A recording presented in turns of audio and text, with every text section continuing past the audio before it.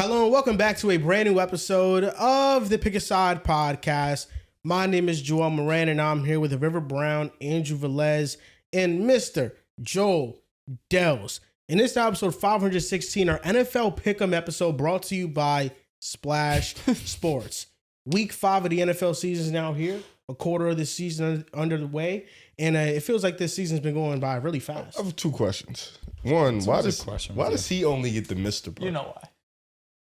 You know exactly why. I feel like it's just it makes you feel like you're smarter than what you really are. River Brown. You know? You know why. Do you ever think about changing up the order since we're in a different order now? I haven't thought about it, no. Not gonna lie, it would not offend me. You could be first, or you could be last. I think it'd mess up the whole, just the way he goes about in the flow. Yeah. Like he's been saying that for that's a fact. 300 episodes, so like it'll mess up the flow. If I did go any order, if I changed it up, He's definitely putting me last. it would go, because right now it's Riv, then it's Drew, then it's you. If I were to change up in any other way, it would be Drew, then Riv, then you. Oh, so I'm still last. I be love last. that. Actually, It's just the flow of things. It flows better when you were last. That's fine. It's not a bad thing. I'm not offended. You match the chair, bro. Thank you, bro. I appreciate it. I like that color. Didn't even know you were sitting in it. Oh, I would John love to Cena. sit down and watch a whole YouTube video of our bloopers. Bloopers? You think someone's got that in the back? I don't want to watch that. Like the shit we don't post. It'd be the funny, whoa. that stuff, not like that Yesterday, stuff. after you left, we were going through Pick'em, and we're like, Riv, bro, you didn't put your picks in this week. He's like, yes, I did. He's like, no, you didn't. He's going on his phone. He's like, what's the name of this fucking app? What's the name of this app? Yeah, Riv's an idiot. Yeah, I forgot it for a second. We penalized him though one game, and let's just give the audience Can we not? what the Drew, it's updated not pretty for you. pick'em is. It's literally week one. Week one put me in such a hole. I love talking I can't about come this. out of it. Actually, let's do the numbers. Week 1, Drew, you went 8-8. Really? Week 2, Maybe it was week 2. you went 9-7. Okay. Week 3, you went 8-8. I think we're just beating Week you. 4, you went 8-8. You just haven't had a good week. Yeah, it's just you just haven't had Mid. yeah. Fucking mid. You've just been 500. You've been every consistent. week. You've been consistent. You've Yo, been when a are we model changing? consistency. Yeah, never mind. I forget. We can't. Never mind. Go ahead. And this is the total. And John, I don't have his total for week 1 because he didn't put it in. So I'm not sure. But he's actually been doing good. Like week 2, he went 12-4. Week 3, he went 9-7. Week 4, he went 11-5. I just don't know what his week 1 record was. But the total is I'm number 1, 46-18. Riv is 40-24. So is Dells. I thought I was one up on Riv. The deduction made it tie? means you guys are tied Helped now. your weak ass. And Drew is 33-31. At this point, just don't go in the negative. That's it. Going under 500 would be nuts. You're not going under 500. Every week I flirt. You do, low key. Every week I flirt. I'm gonna be transparent with you, man. I've come into these episodes these last 2 times cautiously optimistic. How do you feel about this week? There's a quote that stuck with me last Pick'em episode where Drew said, "One thing about me is I believe in me." I do believe in me, but Jesus, I'm starting to fade. I'm starting to fade, man. Shit over, bro. Bro, I'm not gonna lie to you. Maybe I need to start coming into this Pick'em episodes with nothing in my head. More just like, you know what? Cold hard. You know what? Random. Oh, they're playing this week.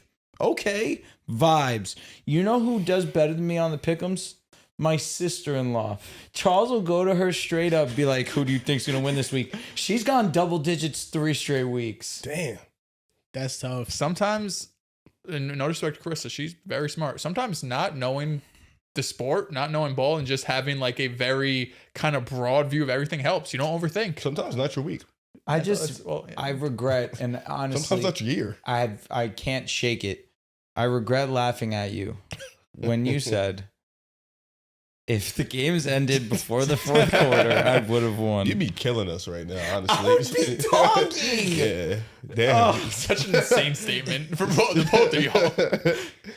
The Yeah, I witching understand, hour has man. bent me over and plowed me, bro. I mean, I should have been number 1 last year, but that's exactly what happened. You know, you take these risks. What was the final standings last year? I have Do you no know? idea. smoked You us. smoked I was us. gonna But you say, I take the risk. I didn't think it was that close. Sometimes it pans out, sometimes it doesn't.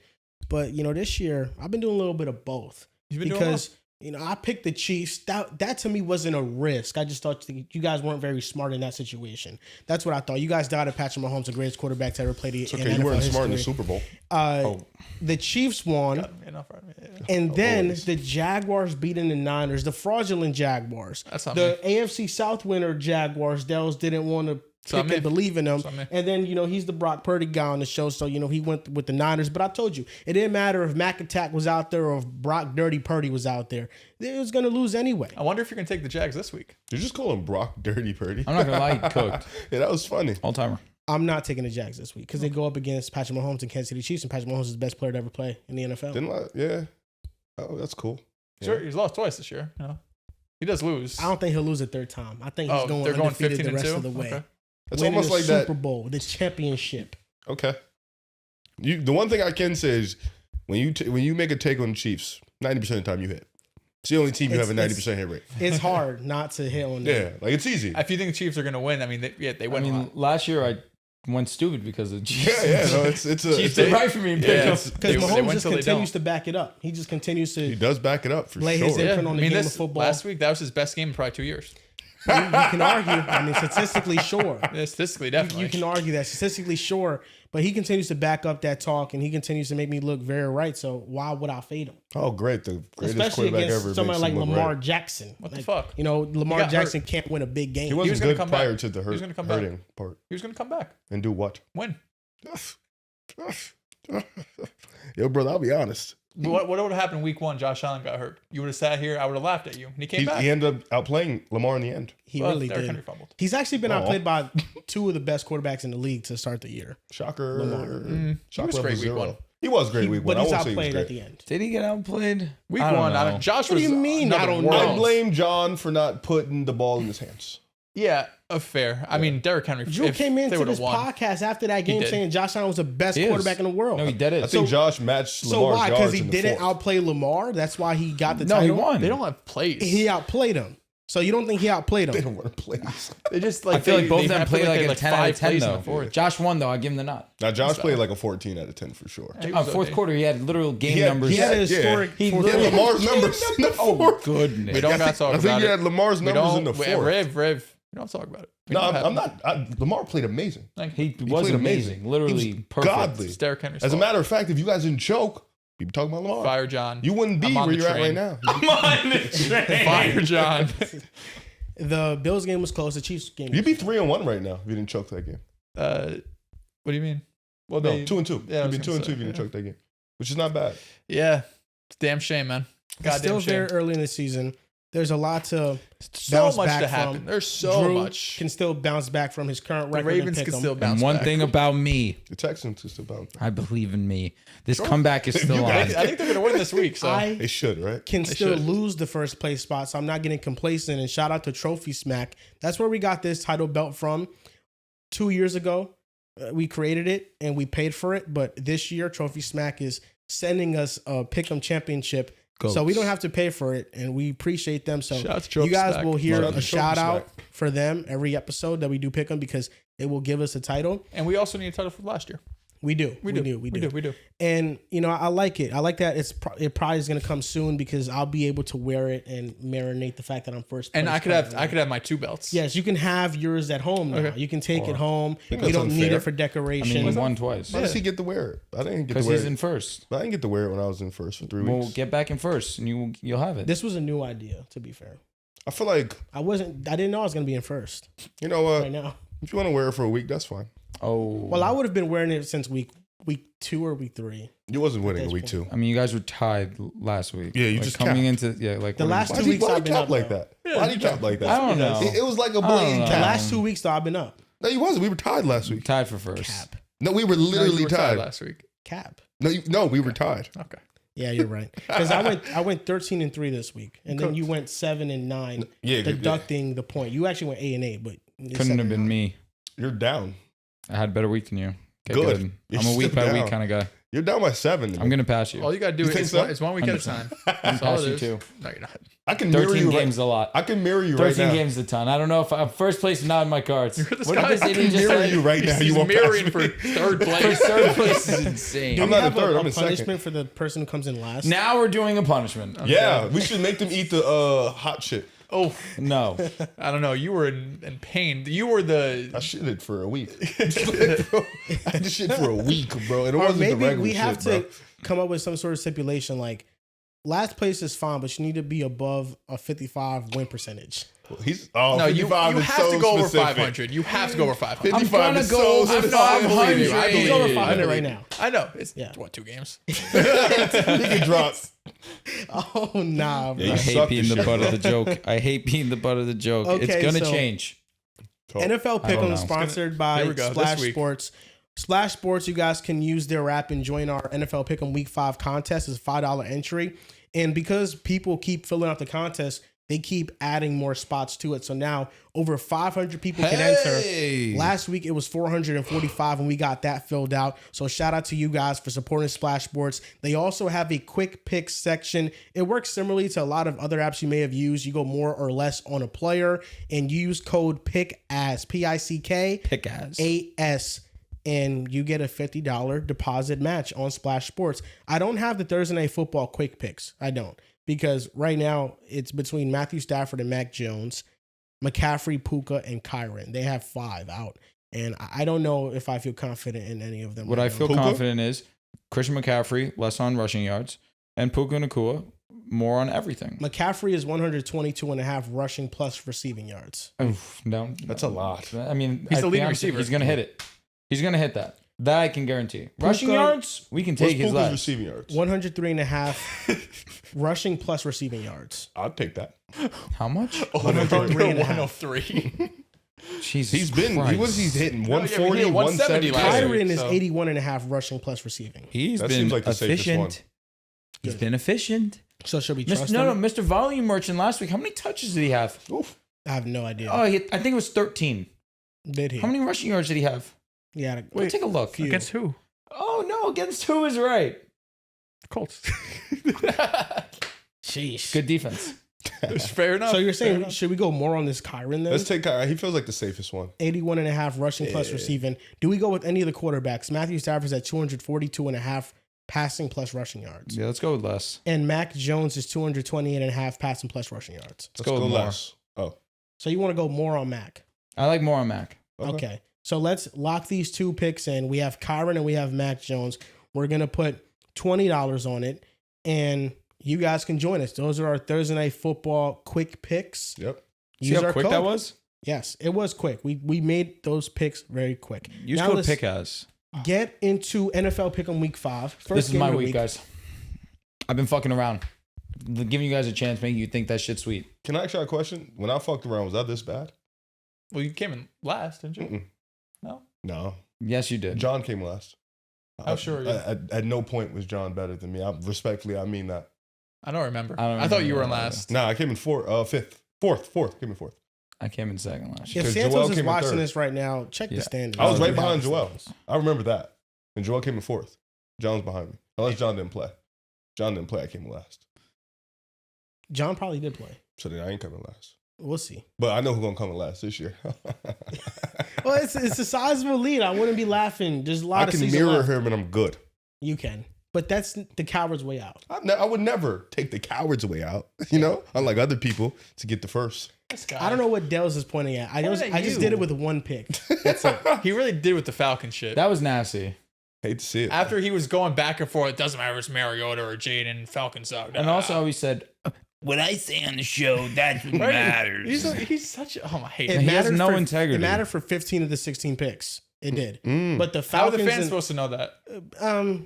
I don't know. I honestly just make your own assessments, make your own judgments.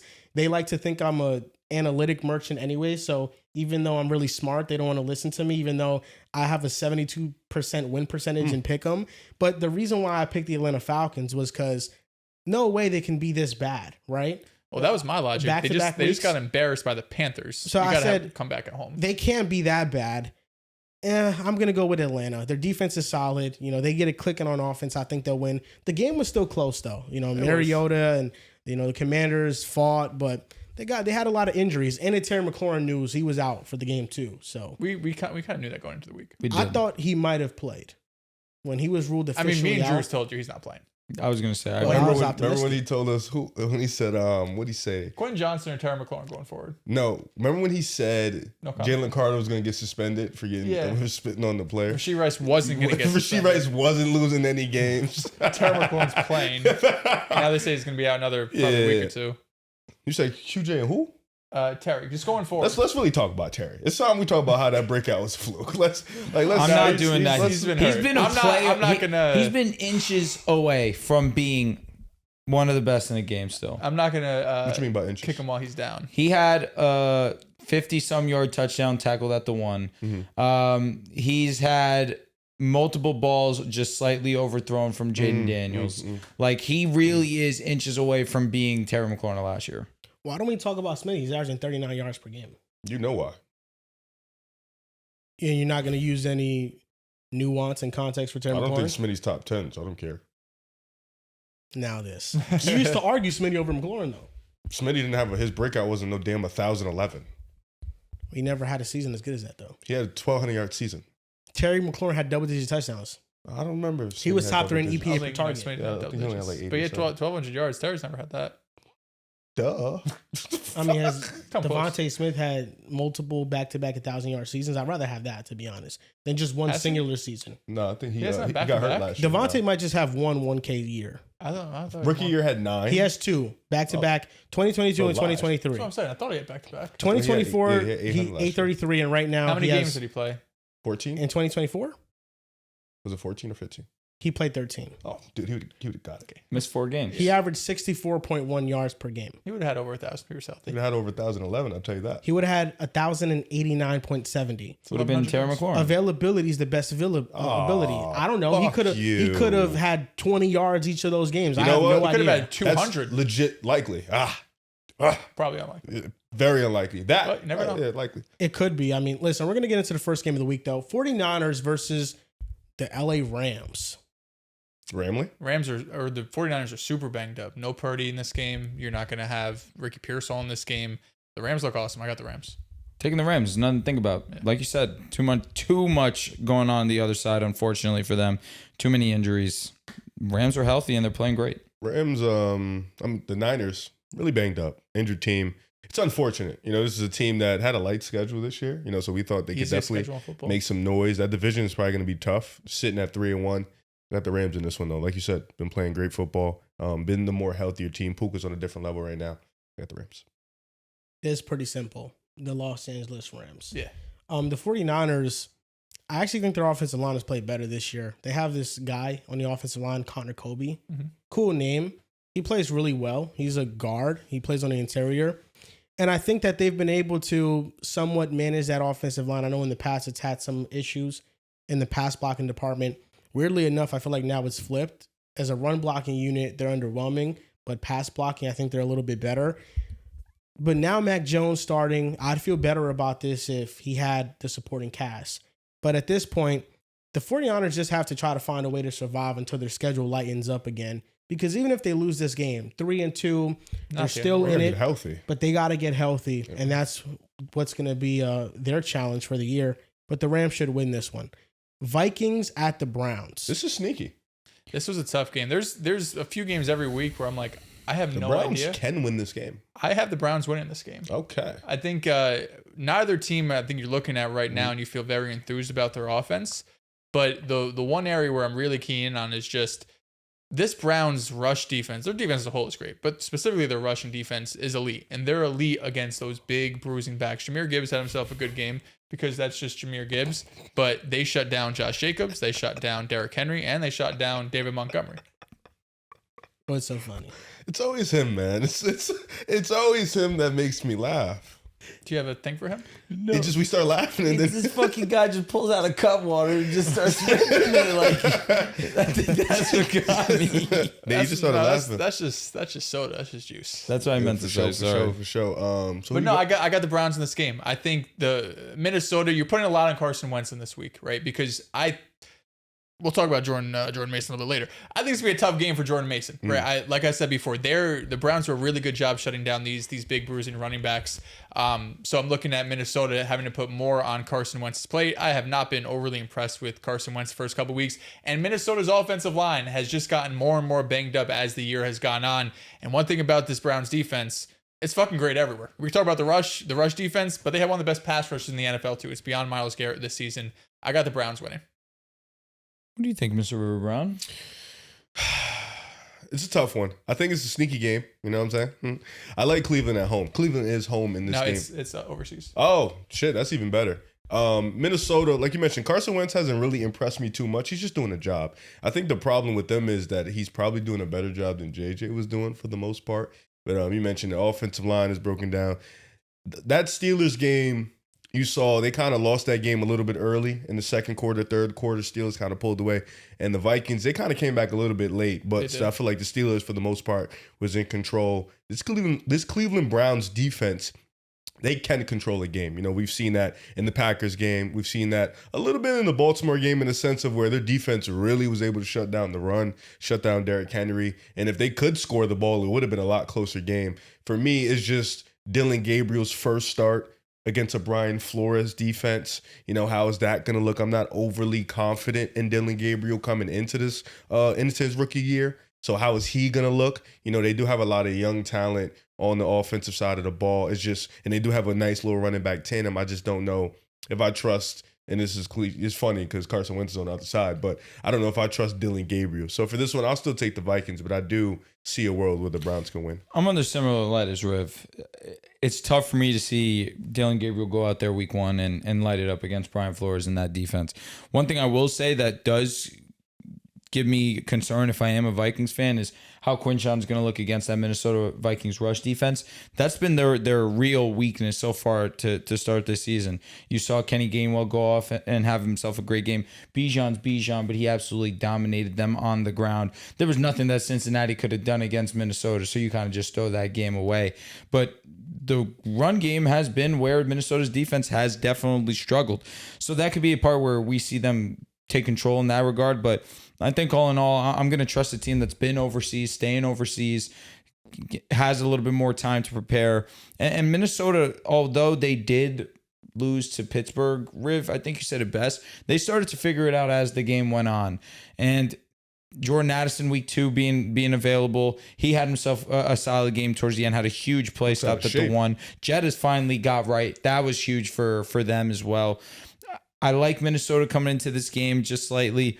I think that the defense is going to play a big part in this one. I'm just not sure if I really wholeheartedly trust Dylan Gabriel. And we can also be honest, I don't think that it's going to be solely relying on Dylan Gabriel either. I think that they're going to heavily rely on Quinshon. They're heavily going to rely on that run game to primarily be the focal point of that offense. But all in all, Minnesota, I think right now is the more complete team, even though slightly. You mentioned a lot of reasons against Minnesota. I think the biggest one to their advantage is that they're overseas. I checked the flight from Dublin to London. It's an hour. And the flight from Detroit to London 12 hours? 8 hours. 7 hours and 20 minutes. I'm like rounding to 8. You're putting the work. Yeah, you're putting the, you know what I mean? I'm Crunching looking those at numbers. I mean, I'm an environmentalist. I know you are too, Dels. Environmentalist. What's the most eco-friendly way to get overseas? I have no idea. Okay, that's what I'm saying. I feel like no matter what, you gotta. Wrong word, unfortunately. You gotta burn some sort of fuel. But Dublin to London, that's a short flight for Minnesota. They probably lost that game on Sunday, and then they went straight to Dublin, and now they have a full week of preparation. I think that's what's on their side. What's not on their side is the injury luck, because not only is Aaron Jones out, but Christian Darrisaw is back. That's a good thing. Brian O'Neill's out. Donovan Jackson is out. And Ryan Kelly is questionable with a concussion that he suffered this past Sunday. And if we have learned anything about concussion protocol, is that he's probably not going to play this upcoming week, especially with the history of concussions that he has. I liked what I saw from Carson Wentz. I didn't think that the offensive line gave him much of a chance. I'm putting my faith in the rookie quarterback, Dylan Gabriel, and the Browns to get it done. I think you mentioned the reason for it, too, is that he doesn't have to be a superhero. I think the run game can get going just fine. And if they can run the football, we saw what Gainwell and the Steelers offense did, over 100 yards rushing. I didn't think that their offense was capable of a performance like that at all. So Quinshawn has more burst, more explosiveness. He can rip off some big ones. And I just think that Gabriel just has to not turn over the ball, which is a tall task against Brian Flores and all the confusion that he's going to throw his way. But I just believe in Cleveland's defense, and I don't think that the Vikings offensive line is going to be able to help the offense sustain drives because they're going to get pushed around by that defensive line. Mm-hmm. The Browns, I think that if they win this game, it is just against Minnesota, but we start having serious conversations about who's going to win the AFC North because the Ravens are putting themselves in a hole. Lamar is hurt. It's an open division right now. Ravens are winning 10 games. That's a strong We also got to understand, the Browns have had some good games. They got waxed by the Ravens. They got absolutely waxed by the Lions. The Ravens wasn't a blowout. It wasn't. They stat padded in that one. They did, but 14-30, if I'm not mistaken. Oh, okay. I'll double check. Okay. Is that not a waxing? When did it start to turn to that? I thought Baltimore struggled against it. It was them. 41-17. 41-17? I was off. Okay, I thought they dropped 40. When did it get bad? Like, check the timing, because if it's like the fourth quarter, I get it. What was the score heading into the fourth quarter? That's a good barometer. Baltimore scored 21 in the fourth. Wow. So it was good until it wasn't. All right. Yeah. So what was the score heading into the fourth? So, I mean, minus 21, it was 2017 entering the fourth? So they just turned it up on them. Yeah, they could probably do that every time they play them. And they also, showed that we could put up 21 in the quarter. Yeah, I'll be honest. But I think you have to be. I don't think you're completely off base with them with the division. The Steelers, of course, have the most wins. They're 3-1. The Ravens are a mess right now. But once Lamar gets back, their schedule starts to open up after the bye. But if Dylan Gabriel has anything, like if he's average, or even if he's like kind of below average, but if he's like the 20th best quarterback, because Flacco's been terrible. But if he's even like the 20th best quarterback, and you could have like a competent passing game with this defense and the way Junkins has looked. Yeah, sure. I mean, we saw a couple years ago, right? When they didn't have good quarterback play, they made the playoffs because their defense was that elite. It's looking like that again. Better quarterback play gets them that W against the Bengals. Yeah. Because that Browns defense put them in a box. If they had Junkins, they probably the Bengals could not score. They could not move the ball. I think the Browns need a game. I'm not saying this is the one, but it'll be a good step in the right direction. They need a game to kind of prove to people that we're not top 5 pick worthy like last year anymore. We're a legitimate, great, well-rounded football team. Ooh. 2023, they won 12 games. Yeah. So it's not like it was that long ago. And they still have most of that core on this team right now. I remember on defense, I think it was. Yeah, they were only good at home. Yeah. It's technically a home game, but it's not. It's in London. So I have the Browns, Browns, Dell's Browns, and no, he's got the Vikings. Drew Vikings. Oh, you have the Vikings. Yeah. Sorry, I didn't hear funny. that. River Brown not going to the Browns. Dolphins at the Panthers. Got Miami. I'm tired of picking the Panthers. No, I'm not picking them the rest of the season. I'd rather look dumb. I'd rather look dumb. They're so bad, yeah. And them beat a team 30-0 than me pick them. It's not like they're gonna prove you right anyway. In what regard? They're not good. No, they're not at all. They don't. There's a lot of things about the team that's not that good. Oh, like I guess with this, I can see where this is going. He's not been good. Bryce. Yeah, he's not been good. No, he has not. He hasn't been good. Number 9. But you saw the picture of Baker Mayfield and Sam Darnold in Carolina. What about it? They left Carolina, got better. It was like a picture of all of them together. This could be what Bryce Young needs. He needs an arc. No, Carolina's a terrible franchise. Yeah. It doesn't help that he's not playing well either. We can say that. However, for sure. I'm going to take Miami. I don't feel good because Miami can lose to any team any given Sunday. They honestly got, I don't want to say outperformed by the Jets, but the Jets definitely had an opportunity to win that game. They just had turned the ball over way too many times, and the penalties absolutely killed them. However, I'm going to take the Dolphins here. I think Achane has himself an amazing game. I'm excited for Waller. Call me nuts. I thought he had some juice. I really liked that first play of the game that he was involved in. he was quick off that line. And I know that he was in motion, but he looked like he had some juice behind him. That really was exciting. And it's a decent matchup. The Carolina Panthers aren't the best at defending against the tight end right now. So I wouldn't be surprised if he had himself an impactful game here. I think Achan's going to be the player of the game. This Carolina secondary has still been very good, but the run game is still not great whatsoever. And Achan, he's just finding ways to kill you in multiple ways now. Like, I think we're finally starting to see Achan put it all together. This rush offensive line has looked a lot more compact. That's obviously what happens when Austin Jackson's in the lineup. I think that we're starting to see overall him be the best version of himself. We know he's an elite pass catcher. We know what he can be in between the tackles as well. It's just been what's been in front of him. Last year was horrendous. This year, it's tightening up, and that's surprised me to a certain degree because all in all, it's still not been a great offensive line. But I'm going to take the Dolphins here. I'm taking the Dolphins too. I'm excited. I think, Achan's going to have a great game for sure. Darren Waller, I don't know how much he's going to be used like in between the 20s week to week, or at least as he gets ramped up. But in the red zone, he's going to be used a lot because we look at Miami. They're a pretty small team, especially when they had Tyreek there. It's like it's Tyreek, it's Waddle, it's Achan. Those are your three primary options on offense. They're all fast as shit, but they're all small. None of them can really use their size advantage. Darren Waller's 6'6", right? We saw the touchdown he had on Sauce during the first play on Sauce. Listen, we could clown on him all we want, but it was a perfect ball, and this dude jumped. He jumped 3 feet in the air, and he's 6'6", and it was a great catch. He wasn't playing football like a year ago. No, he hasn't played football. He actually made a great rap song called Top Play. I'm not gonna lie, that song fucking rocks. I can't say I've listened to it, but you have a specific type of music you do. Like what? You like G Herbo. Love sure. Luke Combs. Love Luke. He's dropping this Friday. I know. I'm excited. I'm excited. A Boogie, you still adore. You have Davies love in you. Old Davies. Yeah. I got a little bit of Zach Bryan. Can't forget Zach Bryan. Yes, Zach Bryan for sure. A little bit of everything. You keep it very neutral. It's just I hear a lot of this five. Yeah.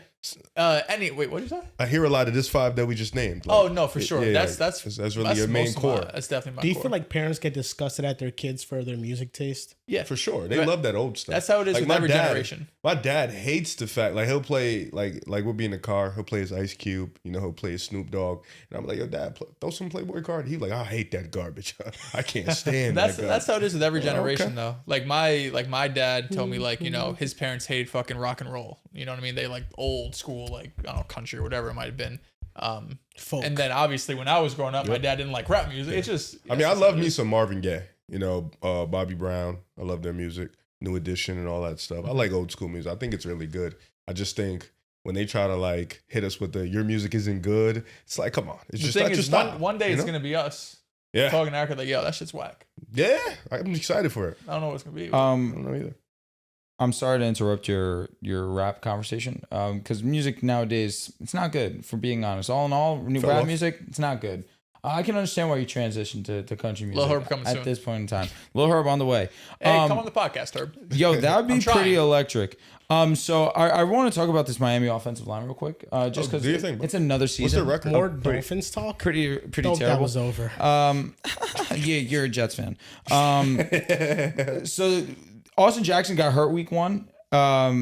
He played pretty well, actually. Larry Barome has taken over in his place. He's been one of the worst tackles in football. Keon Smith has played a guard. He's actually 75th out of 77th graded for NFL. He has been horrendous. Jonah Savanier, I hope I pronounced his name correctly. He's actually the worst guard at his position. Damn. And shout out to Aaron Brewer. Aaron Brewer actually has been the lone player holding it down. He actually is the second highest graded center in all of football. And Patrick Paul actually hasn't been terrible on the left side, but this is another year where it's a horrendous offensive line.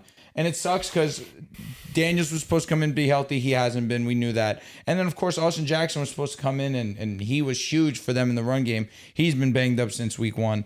It's just another season of horrendous offensive line play, and only a finger gets pointed at one person. They just have a terrible team all around, including the team sucks, bro. Another player I'm excited to see Malik Washington play. Dude, low key, he's been moving me. Malik Washington, he's not super developed as like a route runner For yet. sure. But he's another one of those Dolphins that is fast as shit. When you watch him play, he just moves different. Like he's just super twitchy, super fast, super explosive.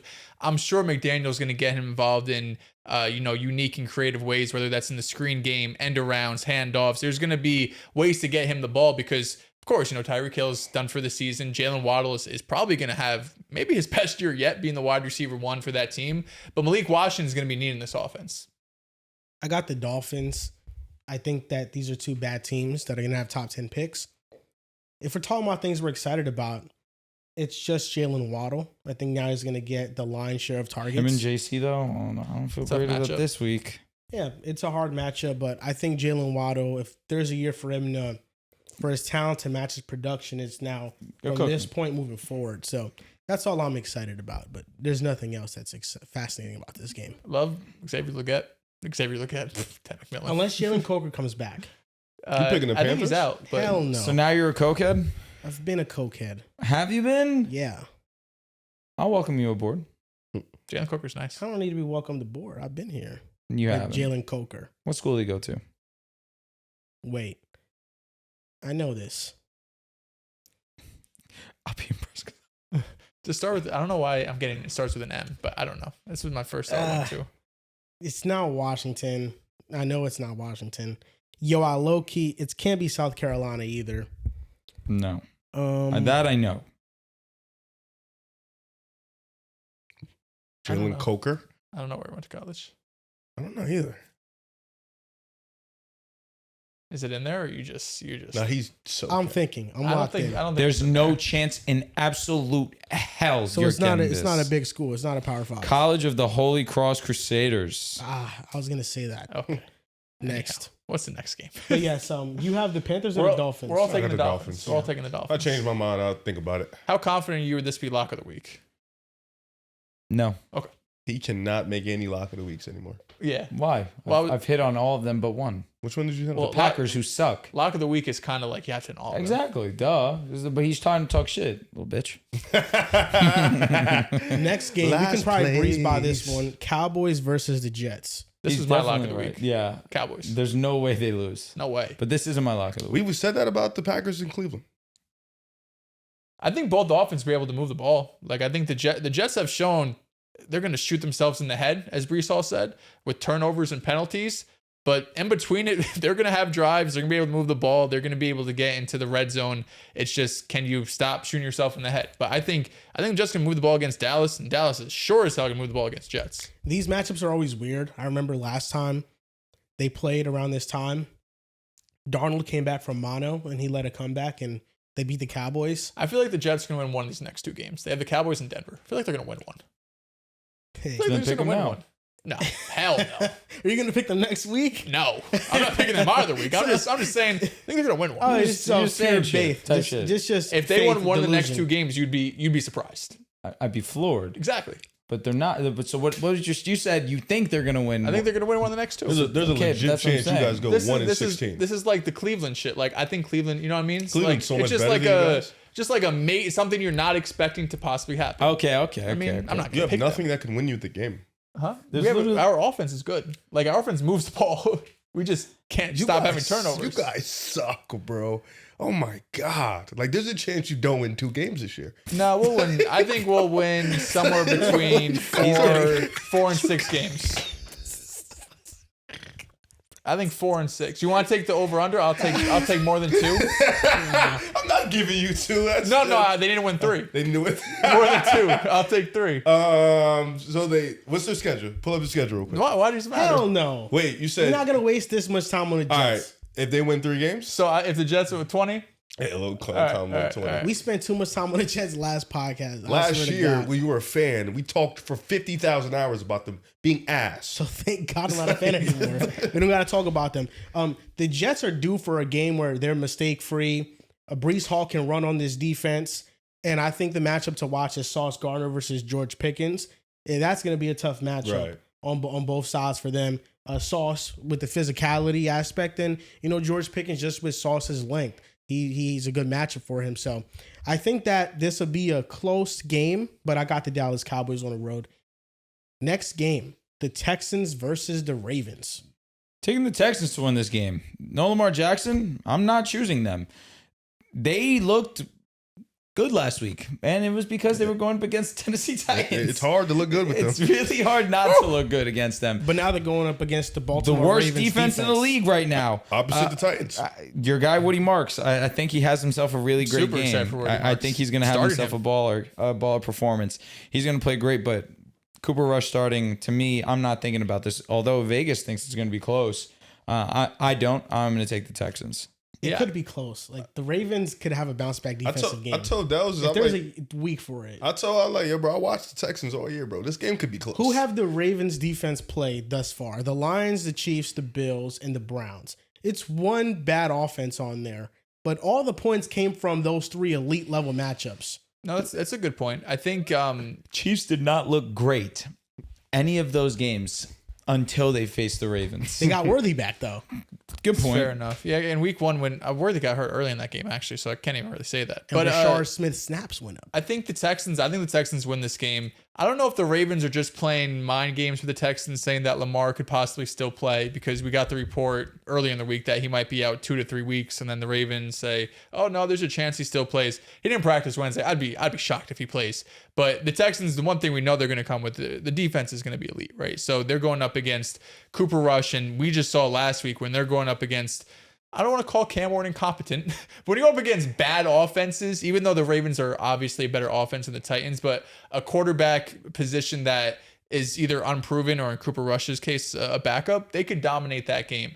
So I'm expecting the Ravens to really lean on Derrick Henry for once so far this season, because he hasn't gotten more than, I think, 13 carries in a game. But of course, this is one where if you're Baltimore, it's a failure if Derrick Henry's not getting 20 touches, right? This is the new offense. It's Lamar's out. Derrick Henry, we're going to have to carry us for a bit.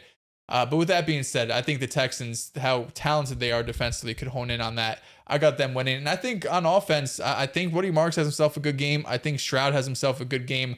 I know that the Ravens right now, all the defensive metrics look terrible. And again, I don't think they're the worst defense in football, but I also don't think that they're the team we've seen in previous years where they've been a good unit, of course, 23, an elite unit, but I don't think they're that level still. The numbers are not constant, but I think they are bad because Mike Green has not provided any pass rushing juice. Nope.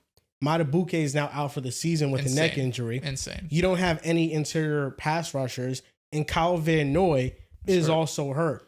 Oh, on top of that, they're playing Texans. Marlon Humphrey and Nate Wiggins are also hurt and could miss this game. So who is Nico Collins going to line up against opposite of him? Awuzie? I mean, the Ravens have some terrible matchups right now on their defense, and I think the Texans should win off the strength of how well they play defensively, and I think the Texans in back-to-back weeks are going to have some good offensive performances, and these are the opponents to do it against to build some confidence for that team. Yeah, I haven't had a back-to-back good CJ games in some time, so hopefully we get one. I do think it's interesting because you're talking about these Ravens and they're missing their players. Matabuke is out for the year. They don't have any pass rushing juice, but how does one fare when a team with no pass rushing juice plays a team with no offensive line? I think that's going to be the interesting battle because the Texans offensive line more ass? It's really ass versus ass. Like it's Houston Texans offensive line literally is just bodies out there. It's non-existent. But I do think they had a good game. Obviously, it's a Titans, so you have to take it with a grain of salt. But a lot of quick stuff. Nico Collins doesn't really have a matchup this week for real. And I think the running game could get it going. Woody Marks does bring a little bit of juice. Told you about Woody Marks. Yeah. Woody Marks definitely brings some juice. He helps my guy out. So I like Woody Marks. You know, he brings a little bit of juice. And I do trust that Texans defense. It gives you a floor. They've been in all of these games. Granted, they did lose to the Rams. They were in that game. They did lose to the Jaguars. They were in that game. Very much so. Probably should have beat the Bucs. Yeah, they probably should beat the Bucs. They were in that game, drove down on the field. So they are 1-3. Yeah, they are 1-3. They've been in every single game that they've played. So I expect the Texans to come out. Defense can be able to get to Cooper Rush. He doesn't give you that Lamar-like ability where he can break the pocket, get out and run. So you're just really honing him into the pocket. And you don't have, any receivers that are deadly. I like Zay Flowers. I think Zay Flowers is a good receiver, but you have Stingley, who I know he's been banged up this year, but you still have him, Kamari, Lassiter, and their safety. So I do have the Texans. Listen, it's early in the year. I don't want to get ahead of ourselves because we're going to talk about the Jags and Chiefs game later. But if these two teams, the Jags going up against Kansas City, we talked about that. We know who we're taking. Yeah. And this game, we're all taking Houston. Could wake up Sunday night, or I guess Monday morning, we're waking up. Houston's and 2-3. Houston's a game back second place. I'm trying to tell you. I tweeted on the podcast we posted who's going to win the South. I said Texas. Okay. No, the Jaguars are still coming in third. Oh, shit. Yo, we're here. Whatever you guys want to believe. Well, no, I'm still with the Jags. I'm just saying. Now I he's with the think we're Jags. close. I mean, He mentioned it last episode. Oh, did he? Right I didn't before hear him. I was gone? No. who had them winning the division? I don't think he ever said it outright that he had them from that point moving forward, but he said during that the there's, topic? there's more upside with the Jaguars. No, so I assumed he was Sorry, leaning that if way. I didn't make it clear, I'm on the Jags side. They were my pick preseason. I'm You not didn't going make to a switch on them for the Colts. You did. You definitely did have them early before everybody. So I'll give you that. Wow. Yeah. Next game, the Giants versus the Saints. This was a tough one too. I love that you guys are going to pick the Saints. I'm picking I have the Giants. I have the Giants. I don't feel great I can about see it because the the Saints Saints winning this game. have looked good outside of one game and they're home. That's a tough place to play. But they're coming off a highly emotional game. Fuck, maybe I should take the Saints.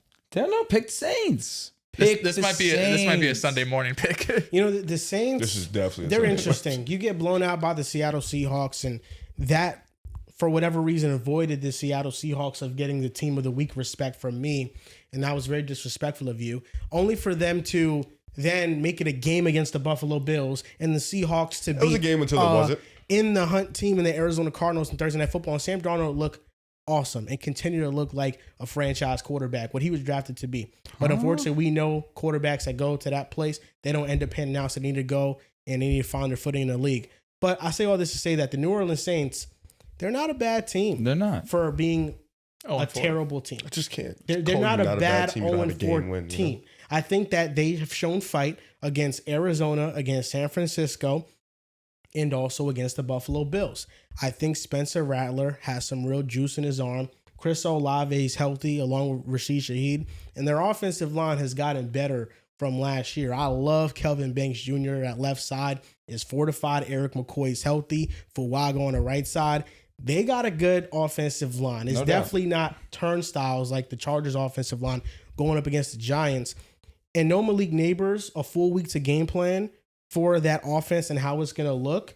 I got the Saints winning this at home. They're going to get their first win of the season here. It's a tough game. This is definitely a game where I can wake up and I'm like, I'm not really feeling who I picked originally. Neighbors definitely stinks. First of all, get well, Malik Neighbors. He's a favorite at the table. We all love him. Torn ACL at this young age, tough, messes up his second year. Jackson Dart played all right. I think it doesn't show in the statistics, but I feel like he gave the team some fire. He gave the team some energy. He kind of lit a fire under them. Them beating the Chargers. I think that was a big, big win, especially after Neighbors going down, able to hold the fort, still able to get that W. I think that pass rush too, they put on their best performance of the season as a collective, especially Abdul Carter. He was amazing. And this is a pass rush that still could affect the game. I know you mentioned the offensive line of the Saints, but Sexy Dexy, Abdul Carter, Brian Burns has been really good this year. He's been locked. Right. And then Abdul Carter, you just woke him up last week. We can see a demon start to come around. KT's been amazing, slept. And you slept. You fucking slept. You slept. You was out on him too. You said, I'm dead. Last year he was dog shit. This year he's here. Yeah, he's You playing like great. the entire all season. He's like, yo, the KT, man. Yeah. Abdul's here. No, However, he's KT's been great. here. And you Contract year. You had to know. had to lock in. I think I got the Giants in this one. I do think Dart's going to have a fine game. I know Neighbors is out, but I still think this Giants team can, pull up, have a really good game defensively, make a couple good plays. Jackson Dart, 2-0. I'm going to be honest, Cam Scadaboo. He's really going to be a guy I think they're going to really rely Dell's on type. in this game. For sure, Dell's type. He's a great runner. He breaks tackles. He's also Plays the particular game color. he plays the game the right way. He does. 44, great number. Can't agree. For a white guy, it's good. It's a good white guy number. No, for sure. What number was Payne Hillis? 44. 44? that mean he's a that bust? is hilarious. Huh? That means Payne Hillis was elite 1 year though. He did have one. That one Got him elite on year is Madden. better than what a lot of dudes do. Got him on Madden, man. Yeah. Scadaboo's good. No, he's legitimately good. Yeah, no, he's better. He's definitely better He's than Payne Hillis. legitimately good. I don't disagree with what you're talking about when it comes to that Saint offensive line. I really think they've done a great job of revamping it. However, this Giants defensive line if it plays like it did last week, every week moving forward, they are who we thought they would be coming into the season. Secondary definitely still a little spotty, but that defensive line can come after the quarterback and make it a living hell for them. And I also think Cam Skattebo has himself a solid enough ball game that I think that with the combination of the pressure that they're going to get on Spencer, with Cam Skattebo being in the backfield, whether it's going to be rushing, whether it's going to be receiving, Dart also just being a nutcase with the ball himself as a rusher, I can see them winning in a similar fashion that they did against the Chargers, against New Orleans. It's tough that it's in New Orleans, but if we know anything about the Giants, they play really well on the road. They play well against New Orleans on the road. For sure. I'm going with the Giants. This is a tough game, though, because I think that the Saints are due, but the Giants starting to figure it out. Yeah. I kind of want to go Giants just to get a pick against him. You know what I mean? Because this feels like a 50-50 game to me. Sunday morning, we'll find out. And right now, there. Right now, though, I'm. You gotta pick somebody now. You can change. You gotta pick somebody. I'll be right there, mirroring Dell's picks. Right now, I'm the Giants. Looking. There we go. Looking. Yeah, I got the Saints. Please pick against my pick. I like when you do that. It raises the stakes of things. That's what I'm saying. I think we've been aligned on every other pick, so I want to go against you. Let's do it. Broncos at Eagles. I got the Eagles in this one. I'm not going against you here. I'm taking Philly. I mean, it's smart not to go against me in this matchup. Only one person is going to pick the Broncos. Will he? Yeah. This is the thing. This is what's pulling at. Drew, of course, loves his Broncos, but he knows he can't give himself an out. What you know what I mean? No, there's only one time that it's always allowed for you to go with, and it's always your team. I picked the Eagles 17 straight weeks. It counts as a loss on the tally regardless. It does. You last year, you picked Denver, I think, like 17 times, bro. Didn't pick him against the Chiefs, right? Definitely. No, the second time when they... Second time I did. First time I did. I mean, just look how bad the Eagles' offense has looked. Pick your team, bro. You were talking shit on Twitter. Offense has looked terrible. You dropped the video. You fake have to pick Denver, bro. That video was all-time great. If you don't think that Sean Payne's going to scheme something up against Vic Fangio... Sounds like you want to pick Denver. Bo Nix is going to be bad. We know that. But as long as he can hit the throws that are schemed up for him, then you can count on maybe 2 or 3 being hit down the field. This Eagles defense isn't perfect right now. It's not perfect. No, it's not as dominant as it was last year. So I think you that running game with J.K. Dobbins, R.J. Harvey had a breakout game. This also one of those games where, you pick the Giants against the Saints, and if you win that one, you're a step closer. And you could screw yourself over by picking the Broncos here.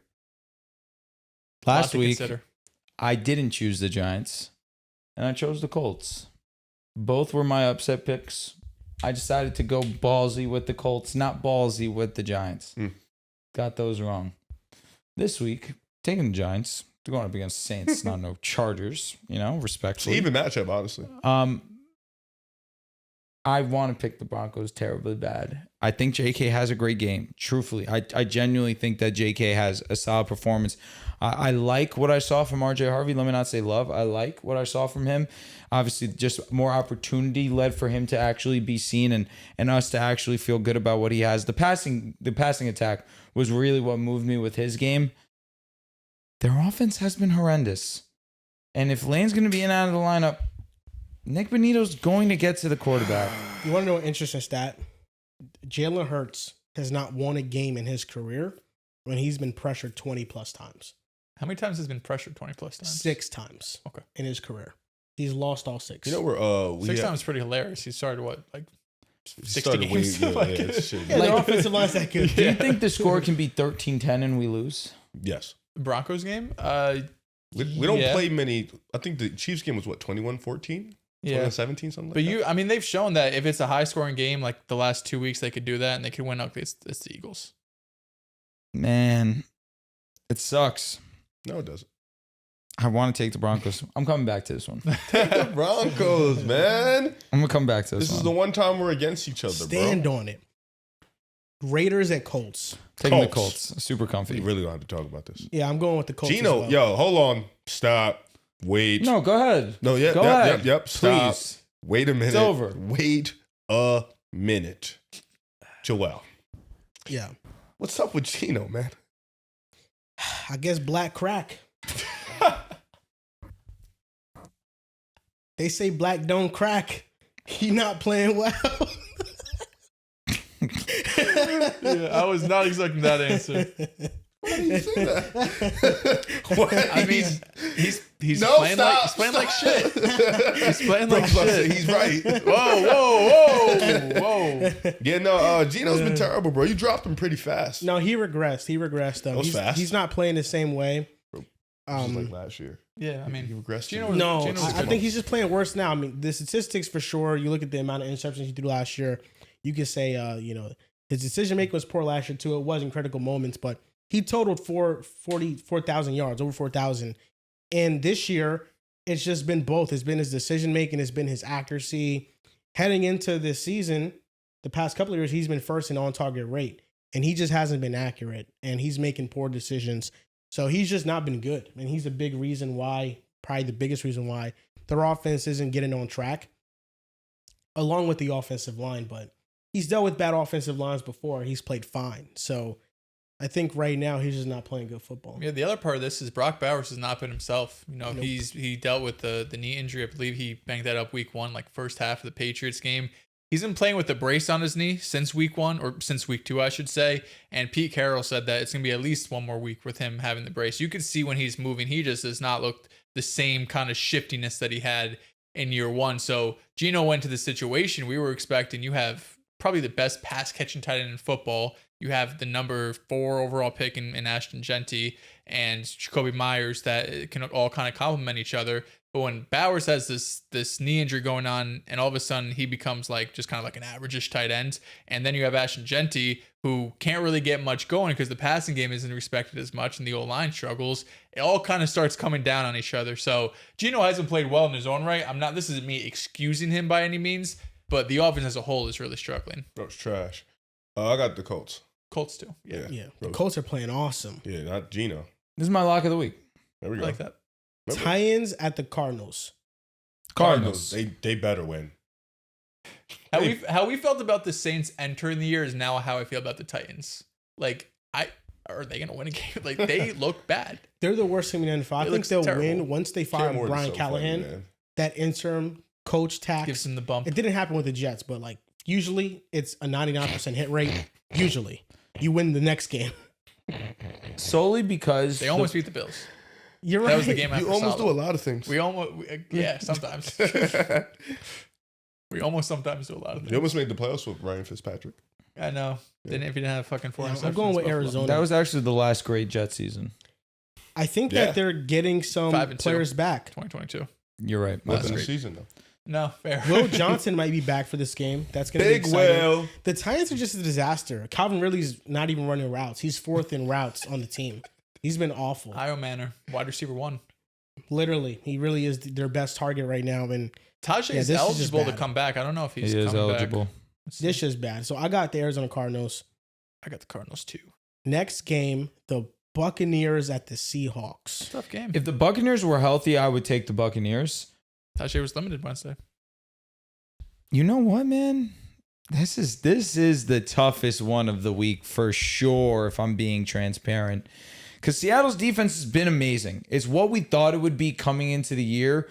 But the Buccaneers find a way. They do. Bucky Irving being injured is a huge bummer. He was incredible last week and one of the main reasons why it was such a strong game versus the Philadelphia Eagles. But Baker Mayfield, wow, man. I just can't believe he's won me over this much. Like, this season genuinely has been super impressive given the fact of how many injuries have been dealt with on the offense and, of course, the defense. But you don't have Tristan Wirfs for some time. Mike Evans is out now. Chris Godwin misses the beginning of the season. You have a rookie wide receiver. And McMillan, who was really strong in his rookie campaign, he's also out for what could potentially be the entire season as well. With a rookie wide receiver, a great running back in Bucky Irving, you're getting the job done, and you've been one of the most effective quarterbacks in the league. It's a bummer that he threw that pick. It did get tipped at the line in the red zone, but he led a great comeback that just fell short against the league's best team. I say all this, and I still think I'm leaning with the Buccaneers. I really don't. I can't believe I'm changing because I came in with Seattle, but Buccaneers are playing good ball, man. in a game versus the Texans where they should have lost, they find a way to win. Against the league's best team, they crawl back all the way and just fall short. And an honorable loss, if I'm being honest, because they were getting dominated in the first half. Second half, they just turn it around. And no slight to Seattle. Seattle's been a great team, a great story this far. Credit to Sam Darnold. Credit to that defense. I like the way that Tampa's playing ball right now. They're playing gritty and they play really great football. Bucky Irving, if he plays, I'm in. I'm pulling Adele's. If he doesn't play, I'm taking Seattle. Nothing wrong with that at all. You gotta reevaluate after new information gets presented. Absolutely, to you all the time. The Buccaneers are awesome. They're both awesome, honestly. They're getting healthier. Chris Godwin is back. Yes. Trishan Wirfs is back. Yes. So they're getting two big pieces. Week, Once Mike Evans comes back and Bucky Irvin, he needs to be healthy as well. I think the Buccaneers are going to be a serious contender in the NFC. But their defense is really what's been surprising me this year. Secondary's been good. It's been awesome. Jamel Dean, they still have. Zon McCullum, they extended in the offseason. But the additions of Jacob Parrish, who's the highest rated nickel corner in the NFL right now, who's awesome in coverage and he's a great tackler. And then Benjamin Morrison, their second round pick, who I thought was going to be a first rounder. I loved him at Notre Dame. He's also another corner they have. They have like 4 to 5 legitimate good cornerbacks, and that helps them a lot. Their pass rush took a hit with the injury to Kalaji Kancey, but this is still an all-around awesome defense. I think that Todd Bowles, former coach of Sam Darnold, knowing some of his tendencies, I guess, even though he's grown so much since that time, I think they'll try to heat Sam Darnold up, get some pressure on him because that's where he struggles the most. And I think this is going to be a great matchup, but I'm going with the Seattle Seahawks because I've just loved what I've seen from this rushing attack. I've loved what I've seen between Sam and JSN. And the most encouraging thing about Sam is that he only has one turnover-worthy play on the season. He's taking care of the ball, and that defense has a ferocious defensive line that can take advantage of the injured parts of the Buccaneers' offensive line. So I'm going with the Seattle Seahawks, but this is going to be an awesome matchup.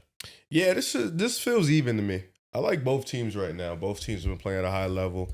You mentioned Tampa having to deal with the injuries they've had to deal with and still being some real dogfight, being able to beat some good competition.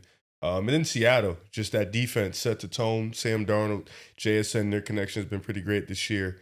It's a tough one because I think both teams right now are probably sitting even. If Bucky Irvin doesn't play, that's a huge blow. But I think if Bucky Irvin does play, then you already have your Egbuka, Chris Godwin thing, and then you have Bucky Irvin, who had a really good game in the pass catching department against the Eagles too, and he's just so shifty. Even Rachaad White, low key, sometimes he gets in it, and he's looked good too. So they have like a cool little running back tandem. And I love Sean Tucker. Sean Tucker's nice. Sean Tucker is good. And even Tez Johnson got a little run last week. Like they just have guys that they plug in and they really jump up and they show you something.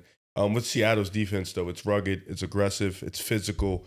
It beats you up every single play. I think I'm going to go with my first initial thought is Seattle on the road.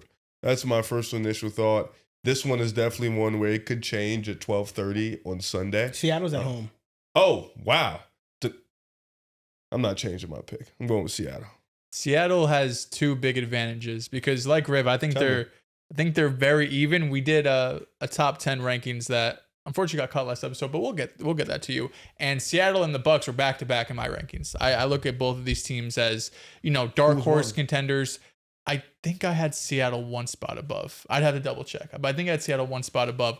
But the two major advantages I think they have right now has really nothing to do with the rosters. It's just Seattle has extra rest coming off Thursday Night Football last week, which was an ugly game, right? I think that's one way you could talk yourself into it. Like, Seattle had that dominant home win against the Saints, but against the Steelers it wasn't that pretty. Against Cardinals wasn't that pretty. The 49ers they lost. So I think that's what you kind of talk yourself into. But the two advantages that they have right now is not even really roster wise. It's just having 10 days rest, right? Coming off the Thursday game, playing on Sunday, and then being at home in Seattle. If this game was in Tampa Bay, I'd probably lean with Tampa Bay, but it's in Seattle, plus you have the rest advantage. I think that's what really sways me towards the Seahawks. But when, just matchup-wise, first, I think you should give so much credit to the Bucs because coming into the year, if you would have said, outside of quarterback, who's your two most important players on offense, it's Trishan Wirfs and it's Mike Evans. both of them have been out for majority of the season, basically the entire season up to this point. To sit here at 3-1, to be competitive against the Eagles, to have a big road win against the Texans, the way Baker Mayfield's playing, just all the credit deserves to them. And then as you guys been talking about, the defense too has been a defense like specifically last year that it was Swiss cheese. Like that was one of the worst secondaries, one of the worst defenses in football last year, and they've been able to clean that up some. So I think the Bucs, of course, deserve a lot of credit. They've been running that division for years now. It feels like they're going to continue to run that division. And Seattle, you know, it all starts with their defense. It all starts with the havoc that they could cause on that side of the ball. And then the run game, of course, you got a couple guys, Charbonnet being the goal line back that is the bane of every Kenneth Walker fantasy manager existence right now. And K9, who can be, he could be boom or bust, just down to down. He should be getting so much more work than Charbs. Like Charbonnet he's a big bruising back that the NFL loves. They're both good. They're K9 Charbonnet's not good. Charbonnet is good. Clears him. Charbs K9's a star. No, of course, but Charbs is supposed to be like this short yardage back. I almost compare him to Braylon Allen because they have two guys that above them are just clearly more talented, but teams love using this kind of idea of the short yardage back when Breece Hall and Kenneth Walker are both short yardage backs. They can also get 1 or 2 yards if they have to. You got to split up the hits, though. You absolutely, but especially the most valuable touches on 3rd and short and at the goal line should be going to your best running backs.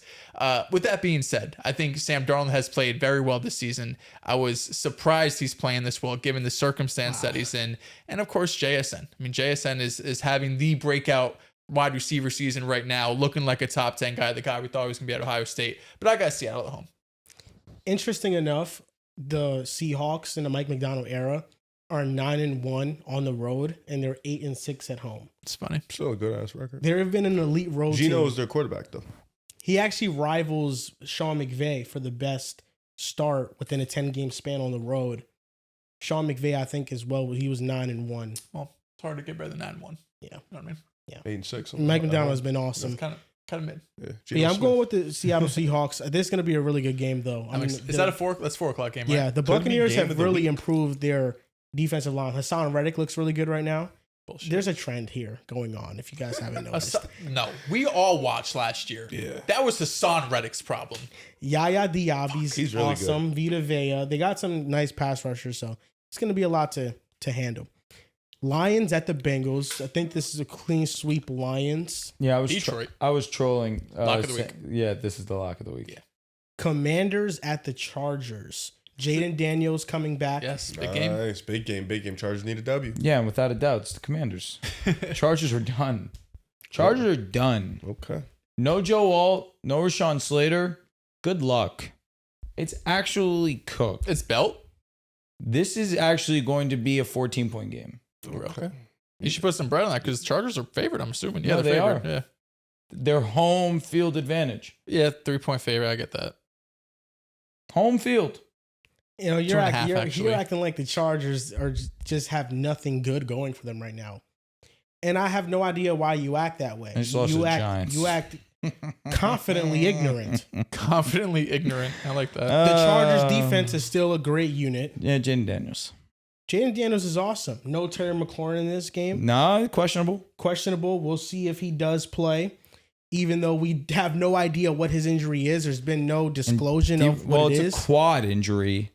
He saw a specialist. The specialist said, "We're not going to shut it down. You don't need surgery." It's good news. He didn't practice today, which is terrible. However, Thursday's what matters. He doesn't practice Thursdays. He is a vet.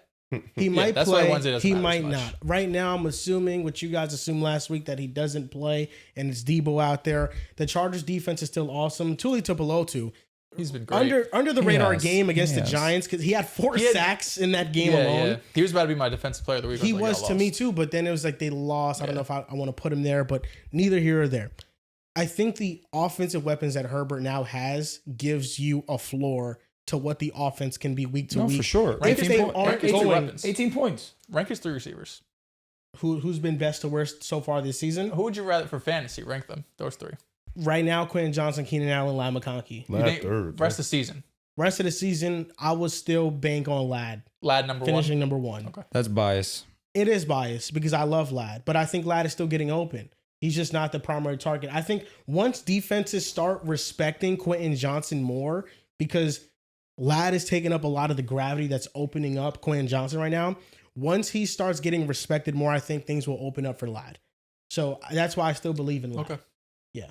Sorry, go on. He's a buy low in fantasy, as you would call it. Buy low in Ladd, but don't spend too much. You know, now don't start him until he's good. You have to wait on that one. But no, they have enough weapons. It's not about Ladd. It's about the Chargers' weapons, and the fact that we're having this conversation means that they have some really good weapons. I am scared against the Chargers whenever they go up against a great defensive line. The Giants finally decided to use Abdul Carter like an edge rusher, and they had an all-time performance. The Broncos the week before. But against the Washington Commanders, this is a defensive line that I think Herbert can manage, and he can still produce against this defense because they have a slow defense. Their corners are pretty slow. They don't have the linebackers that can cover either. So I'm going with the Chargers winning and bouncing back. I'm also taking the Chargers to bounce back. The Commanders are top half of the league in terms of pass rush win rate. They're 13th right now, but you don't look at that defensive line and have the same concerns they did against the Giants. We can sit here and laugh at the Chargers. We should laugh at the Chargers. They just lost to the Giants. They're mid. But when you go back 2020, hindsight's 2020, you look, okay, the Giants have one of the best defensive lines in football, and then the Chargers lost their all-pro, tackle in Joe Alt. It's like, I could see why the game goes that way. I think Joel's got a point that the defensive line of the Commanders doesn't strike that same fear. They don't have that same type of star power or production for that matter. But I think the Chargers have to bounce back here. You did just lose in embarrassing fashion to the Giants that everyone thought was going to lose to a rookie quarterback in his first start who threw for like 120 yards. You got to bounce back here. Jaden's first game back from injury. I still think this Chargers defense is really good. I have them winning. I got the Commanders. I do think you mentioned bounce back. I think the Commanders need to bounce back too. I think Jaden needs to bounce back. Hasn't really played too well, and I think he only played like 2 games this year. He needs to bounce back, and I do think he is coming off an injury, but this offense needs to get it going. This offense hasn't been the same as it was last year in just terms of, big plays, really efficient, just especially with Jaden. I think they need to get in that mode. They may not have Terry. I think he does eventually do play. Like you mentioned, Debo's been playing really well this year too. With the Chargers, just no Joe Alt, which I think is important. And Washington may not have that stout defense, but I think they got some guys that can make a player too. Still pretty damn good. Yeah, so I got the Washington Commanders, and like you mentioned, the run game has been good. Bringing in Jaden, run defense is what I meant to say. Bringing in Jaden brings that run offense 100%. Back to where it used to be, or the theory of it where it should be. So the idea of it. Yeah, I got the Washington Commanders in this one. To Washington, to LA. Next game. The running back room in Washington kind of pissed me off. I think Bill's the best running back there. He is the best running back there. They like to use fucking McNichols and Chris Rodriguez, and maybe this is just fantasy football coming out.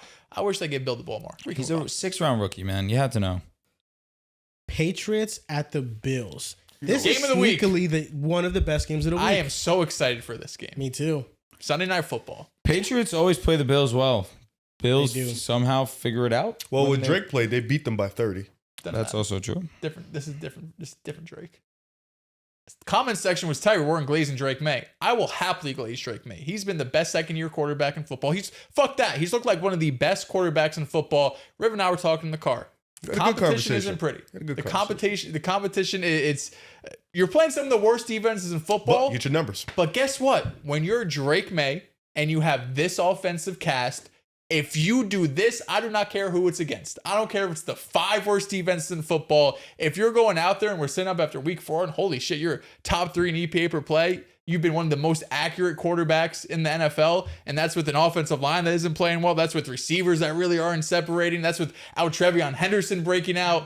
Drake May has looked like the breakout quarterback of this year. I think they're going to be able to move the ball against Buffalo because Buffalo has shown that they're not really stopping anyone. I mean, hell, the Saints were in the game last week on the road in Buffalo. So the Patriots have proven that they can move the ball against teams. They have a little bit of that Jets in them though, where they have a lot of turnovers still. They make mistakes. Again, this is a young quarterback. They're going to make some mistakes, but down in and down out, they're going to be able to move the ball. Ramondre Stevenson has looked great this year. Stephon Diggs last week really had his breakout game. I believe he had 100 yards, so that's exciting. Back in Buffalo. Hunter Henry's been good. Yeah, a nice little revenge game for him. I'm taking Buffalo. They're definitely going to win this game. But I don't know about definitely. The Patriots can win. I'm excited for the Patriots. I thought you said all that. I thought you were going to take the Patriots. I knew that he was going to take the Bills, but in my head, I'm just like, because let's glaze. The comments were like, finishing the glaze. Diehard Jets fan, glazing the Patriots. I mean, my goodness. Did I glaze the Patriots or did I glaze Drake May? You glazed the Pats, low-key. No. You did all I said both. was how good Drake May looks with nothing around him. But it's great. It's great. I like that you're doing that. I like that you're going with that approach. I wish that you picked them to make the playoffs like I did so we can be in this together. That's because right. I love the Patriots this year. I think they're awesome. And I don't know where you got that from, Riv, because when the Patriots and the Bills played, it was a 3-point game when Josh Allen was healthy. Was it? I thought it was a blowout. It was. I just checked right now. It was 24-21. The Patriots really have always played them well. Yeah. And the Bills just got out of a tight one against the New Orleans Saints. Maybe they wake up a little bit. But I think this is going to be a high-scoring affair. I have the Buffalo Bills because I just think that their schedule a lot of glazing without standing on the They're glaze. playing the Buffalo Bills, not the fucking You're right. That's Titans. a great point. Yeah. The Bills aren't playing invincible. They just have the best player on the field. I mean, it's The Bills right now have a chance to Were they touchdown favorites? have a chokehold on Let's the find out. conference right now with the way they can start the season. You know, you look at their schedule. I mean, this could be the last the last team without a loss on their schedule. 8.5. 10 games into the year. So I got the Buffalo Bills here in this spot. I think the Patriots defense is still really bad. Their run defense is still really bad. Christian Gonzalez was healthy and back. I like to see that.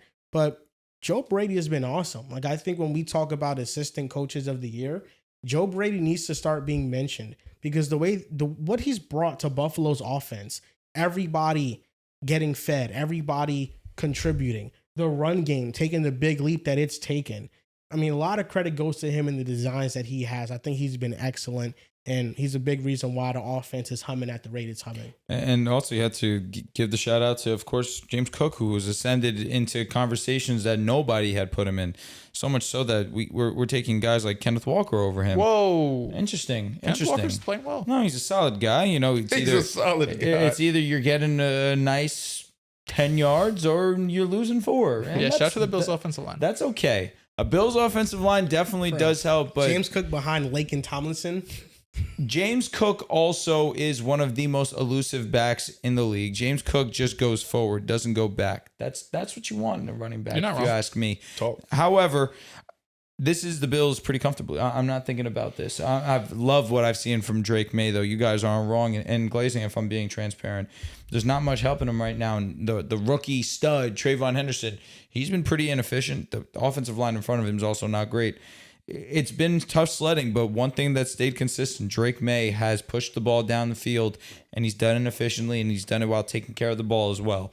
So got to give credit where credit is due, but the Bills are the better team. No sliding that. Some more Drake May glaze. Yeah. He is second in completion percentage over expectation, just behind Lamar. He's number 1 in completion percentage. Just Number 1 in completion overall. These are just some of the more advanced ones. He is number 2 in catchable throw rate, only behind Dak Prescott. He is number 3 in highly accurate throw rate, only behind Lamar and Dak Prescott. Shout out to Dak Prescott. He is the best third down quarterback in football. He is number 5 in passer rating. Nice. He's fucking awesome. Nice. No, he's been elite this year. And I think that a lot of credit also goes to Josh McDaniels. Drake May is making the really tough throws, and I like that he's been accurate. Week 1, it was this. I can't remember fine. Week 1, he wasn't that accurate, but then he's bounced back over the last 3 weeks. Josh McDaniels is doing a really good job at creating easy throws for him within the offense to get him into a rhythm. And last time McDaniels was the OC for the Patriots, Mac Jones was awesome as a rookie, and they made the playoffs. You know, I think this team has a similar identity where great quarterback, Drake May is much better than Mac Jones, limited offensive weapons, but you have a creative OC that finds a way to make it work. And that young offensive line is playing really well. Like Jarrett Wilson and Will Campbell look really good. So the Patriots this game's going to be close against the Buffalo Bills. I'm very excited. I don't think they get embarrassed and trounced out of Buffalo. No. Interesting. Hopefully not. 8.5 point favorites. That's a big Primetime number. game though. That's what concerns me. Yeah, Drake fair. May is ready for primetime. I'm waiting. But to are see the him. rest of the Patriots ready for primetime? Mike Vrabel will have him ready. I can't wait. I want to see him play a real defense. That's what I'm waiting for. Is the Bills a real defense? No. Is it a defense that if they play well against you, like, okay, Anything that's good good? I have a you're gonna question. I'm gonna be honest. He's right. The Bills aren't a real defense. No, they aren't. They're average. How many real defenses are in the NFL? No bullshit. I'll say the 3. maybe 5. If he doesn't play well against the Texans, I don't like- believe I think it really depends on what year you're in, how good you are. No, I'm just saying right now, like, who are like the real defenses? The Philadelphia Eagles, the Browns, the Lions, the Texans. If you're saying the Lions, I'm going Chargers. But no. yeah, I mean, I don't know. Like all of them, there's no like obviously last year's Philly team. I'm thinking Ravens 2 years ago, Browns 3 years No, ago. I agree with you, but I think the Chargers are probably right there. I don't think there's any like super high level defense. That's Yeah, but Seattle. it's good. It's really good. Whoa. Seattle has done. What more do you want from them? I'm saying the last few years we've gotten some, like the Eagles last year, the Ravens before that, the Browns before that. It was like 3 years of high end defenses. Yeah, but I don't. I would like to see it better than the Panthers and shit like that. Absolutely. You know what I'm saying? The I mean, you're Raiders. right, but I think that the Lions being grouped into that category, I think, is a little bit rich. Ali McNeil's good? getting back again. Lions are a good Aiden defense when Hutchinson's The healthy. looking Lions are a ready. good defense, but I don't know about I'm an thinking elite good. level. He ain't even played good yet. I just Their think rush there's- defense is elite. they're That just- we've the known. secondary is just the corner room. Yeah. DJ Reed. There's a lot He to has be a desired. podcast with Joel PS2. New. I love Yeah, DJ Reed. it's a He got great hurt. podcast. It's really fun to watch. Yeah, I love Terry. They do Arnold. have Yeah. He's mad cool. They have one of the best safety duos in the league. DJ Reed, Terrion Arnold. I know there's I'll be worse. honest, he needs to Terrion be Arnold, good. His podcast he's got is his good. ways. No, You're Terry not Arnold telling having me. the podcast. He's mad is pretty cool. He crazy. needs to be good. Like, there's no way he's not. His podcast Is is he mad mad cool, or did he just fortunately No, go when to Alabama and now Detroit. is in a podcast with PS2? Nah, his like when you hear him talk, Let he's me not mad say cool. fortunately. He worked very hard to get there. He's actually But, cooler than I mean, it PS2. seems like PS2 respects him a lot. He loves this kid. Why? PS2 loves every I corner, mean, I think. maybe it just loves the maybe game, man. he's good. He's just in a wrong Do situation. you think he's good? Terry He thought- How can you be in a wrong situation as a corner? I guess the scheme, yes, but man It's to a man-to-man man. coverage rate. Say it again. His man-to-man coverage rate is absurdly high. I understand that. Last but- year, he played the most man-to-man coverage snaps amongst any corner. but man to man kind of shows me what you're like as a corner. yeah. But man-to-man also makes you more susceptible to getting beat yes, more times. Because yes. if somebody has 400 man-to-man snaps versus somebody else has 100, there's a lot of He ain't getting variance in compared those to numbers. nobody. He just ass. No, he's been bad. It's hard to defend him when every time you Yes. look up, there's a big completion and on he's him. holding. But for the most part, I think Terry Arnold in the second half of last season showed some flashes. But really at Alabama, while he did have a nice press rate, their scheme was a zone scheme. And he got placed into a situation where it's now man-to-man heavy. I think that's a lot to ask of a corner. And that's why there's not really many corners that can take that responsibility of shadowing somebody. That's a big thing. So I think Arnold, we'll see if he figures out or not. DJ But Reed IR. no way. I thought I saw some That shit. Yeah, sucks. hamstring injury. that sucks. Well, that yeah, happened this game. It came out 6 hours ago. I think the secondary is what holds them back, is Yeah. what I'm saying about the corners. The, Yeah. the safeties are great. The safeties are elite. They're it's the the best corner. tandem in the NFL. Amazing. Yeah, Brian Branch plays the nickel, but Yeah. it's just the And boundary. of corners. Hutchinson looks back. Yeah, for Yeah. He looks back. Yeah. Defense, they got And talent. Ali great talent. McNeil's practicing already. Like, bro, this. If the Lions are healthy, their defense has a lot I of talent. said it all off season. They didn't have many additions, but what their additions Getting are healthy. is them getting healthy. That is what's making the Lions scary. Yeah, they have play Tyleek, them this year. Aleem, DJ. Us? They're really The good. Eagles. Oh, no, I'm excited for that we played them game. this year. Yeah, and Kelvin Shepard's been scheming up some good stuff too. So no, they're a good defense, but no, I think Drake May has shown that he's a stud. Okay. Maybe you need to see the level of comp raise up, You should listen to me when I talk about quarterbacks. but he's a stud. This is him getting back. Yeah. This is him getting back. I don't think Drake May's bad or anything. I think he's playing really well. He's far from. I'm He's pretty amazing, I just honestly. don't. I'm holding my reservation. That's my QB. That's all I'm saying. Like he's played it But great. you're all in on Jaden. Jaden made the playoffs. Seems amazing. Jaden had the greatest rookie season of all time. Come on. Like, he's allowed The to be all playoffs in. really took me over. Like he was. And he's great born in the playoffs. December 18th. He had better playoff games than Lamar. Stop. Truth. He's cooking. He's cooking. Truth. Elite He's playoff cooking. guy. Truth. He's cooking. He fried the Bucs. He fried the Lions. Yeah. Bum. Bad defenses. Terrible defenses. I don't want to say he fried Philly, but like He did his thing. He played well against Philly he all made year. a good meal. Oh, actually, all year he played well against Philly. Yeah. But Drake May, look, big game. Even though we all think Biggest game of his career. yes, because of the stakes. Yeah. Prime I think- time too. I Biggest think game of his this- career, low-key. it's not about who you're. It's about who you're playing. But I think we all agree Drake's gonna play well against that Buffalo Bills. He's defense. awesome. And Oliver and Matt Milano come back though, so that's big. pretty dope. I think it's pretty clear that draft class, there's 3 special talents. Yeah, for with sure, Caleb, for sure. Jaden, and now Drake May. I'm excited, They're man. special talents. This is the one of those moments where you think about, can New England take the mantle? Should have been Trevor, Zach, Yeah. and Trey Lance, man. I didn't say anything. Should have been Trevor, didn't say Zach, anything. I know what Trey you was Lance. thinking. Or Justin Fields? Well, I'm just saying top 3 picks. You know what I mean? It was never going to be Trey Lance. Should have been Trey Lance. Bro Zach. lost his spot Dude, he to the. fucking sucks. No, he was dude. actually Give it dreadful. up. No, Trey Hey, Lance man. is going to get his opportunity. He's going to He shine. cut his hair, bro. Did he? Oh, Yeah. yeah. He Cut it looks a minute good. ago. No, Come looks on. good. Cut it a His minute ago. aura Looks is good. gone. I'm not gonna lie. Nah, He's he cut his looks hair for like good. 2 years. Nobody paid attention anymore. I was. You gotta stop. Well, now I don't. You're one of But the 2 worst. years You're ago, one of I the was. worst QB scouts Stop. I've ever seen in my life. I have 3 hits: 3. Lamar, Hurts, and Drake May. You have 8 misses. I have Drake May being ahead is nuts. trending towards it. Trending, yeah. It's a 3rd pick overall. Who cares? You got some misses like AR. My misses Zaire and Trey Lance. And then you told me about DTR one time, and I was just like, bro, You what's always wrong? say that. You do, and you're but always wrong. that one I don't bring. You're always that bringing one- up, you're always I don't know. I wrong. just No, remember no. you talking to me for like 10 minutes about DTR. I'm like, bro, Fields? why? Yeah, I like Fields. Yeesh. Was Fields a miss or no? Yeah, I mean, you he probably sucks. have Can we to- count that? He look- Yeah. Well, no, I'm you just want saying. to. I don't know if he thought he Were was. you gonna be like were the you a star. Malik Willis guy? You give me that vibe. No, I was not a Miguel. He was probably like my QB1 in the class. That but class was no one, terrible. We thought they were dog shit. You know, like You didn't call the Brock Purdy breakout. I mean, come on. yeah, my bad, bro. You ain't have him number 1 ranked on your Didn't- QB list didn't. that year. Shame. Sam people Howell. did. Sam, I Were you a like big Sam Howell. guy? And Monero. I liked. I wouldn't put my stamp on him. Okay, type shit. I feel that. There was once a contest between him and Jordan Love on this podcast. A deal, a bet. Sam Howell 1 year was nice. And he there put was, up numbers. And there was He once was. somebody on his podcast that traded me Jordan Love for Miles Sanders. You didn't win the league. Well, that's fine. and I now had you have the Jordan Love. worst team in the league. beat Jordan you. Love got you I nothing. beat you. A fucking week 2 regular season game. By champion. point 2, you gotta be kidding me, man. I was like, yeah. Jacoby Myers, you will pay. Jacoby, bro.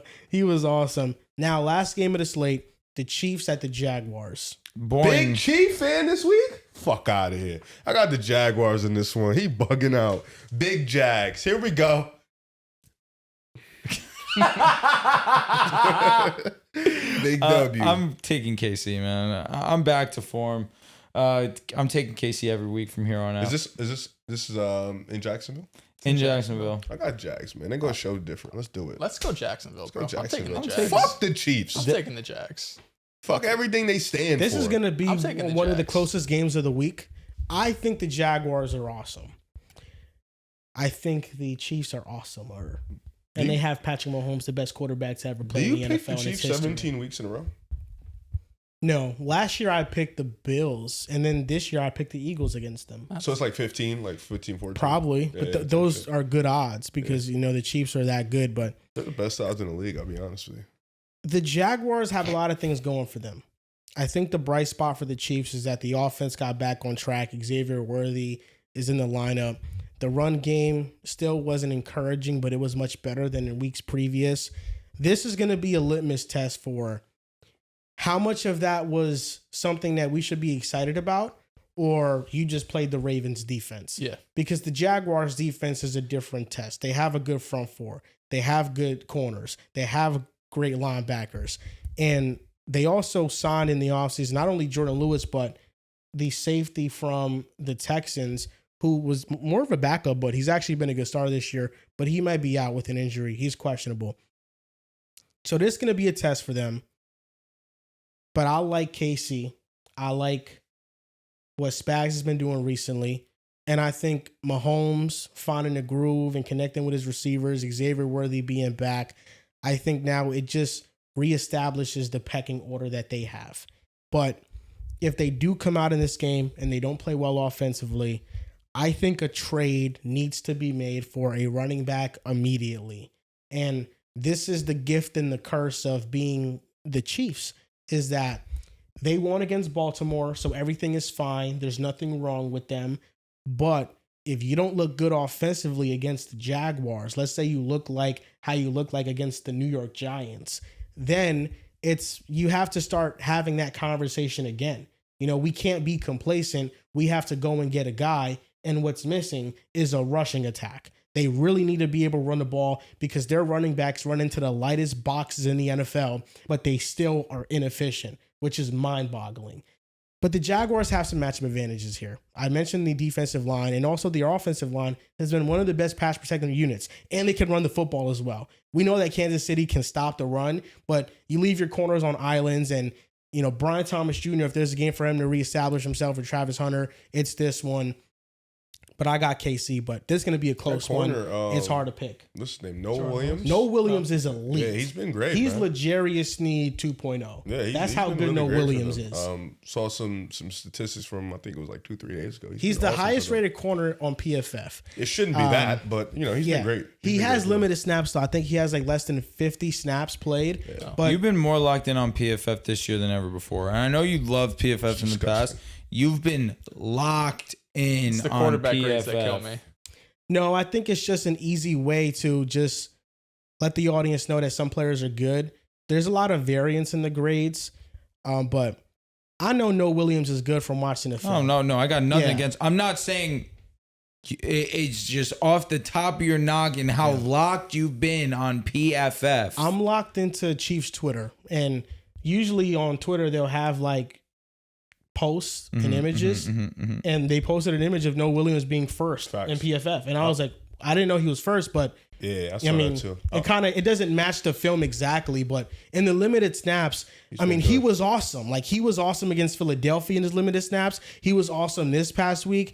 Like he's really awesome, and the Chiefs, for whatever reason, was the only draft deep dive that I did when I just graded out their entire draft, and Noah Williams he just closed his eyes and picked a team. It happened to be the Chiefs. Chiefs. You know, my goal actually was to go over and study every team's draft class, but I did it for the Chiefs, and it was so much work that I was like, I'm not. He happened to stop on the Chiefs. I just did them, but Noah Williams was the guy that I was like, this guy could be a starter, and he's playing really well right now. But no, the Jaguars, they feel like a more balanced team, no? Like, I know the Chiefs are the Chiefs, but the Jaguars right now... The Jags feel like a more complete team. Feel more of a balanced team. Offense is still terrible. Yeah, but they could, the run game. I say they could run the shit out of the ball. They can, but Chiefs' run defense is really great. Yeah. I mean, Trevor's had a good connection with everybody but BTJ.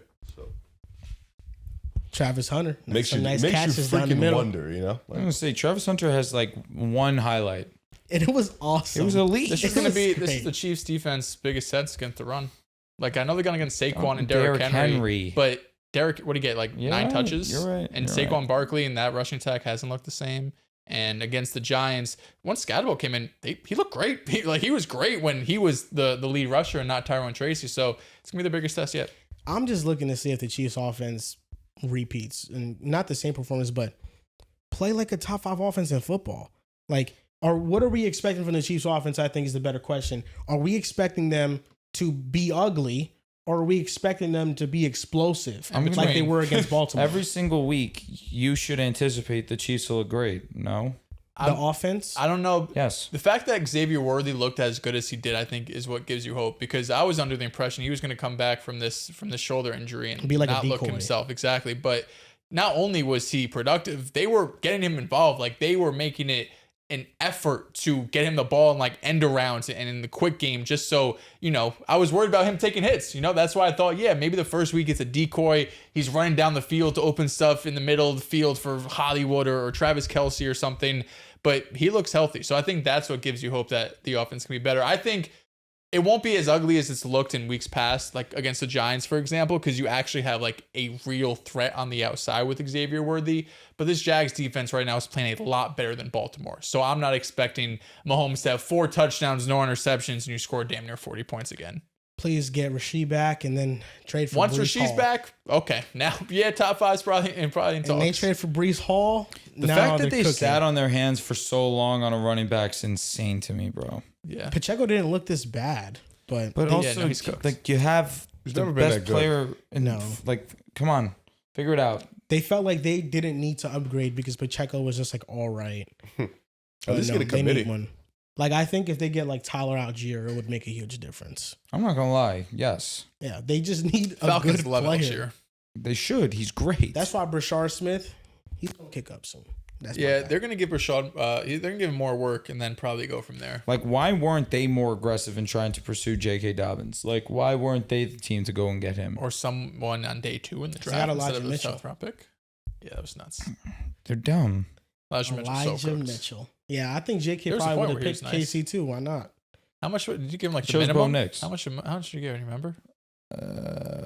11? Let's see. Oh, well, okay, you got more than I thought. Yeah, Shout out to Casey maybe J.K. just though, getting that won't give payday. That much money.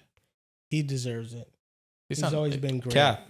1 year, 5.25. Okay, yeah, Yeah, whatever. that's nothing. Well, that is a lot, but you know, Yeah, we just picked out. if I was a team, I'd I know. easily dish that out to Not him. happy.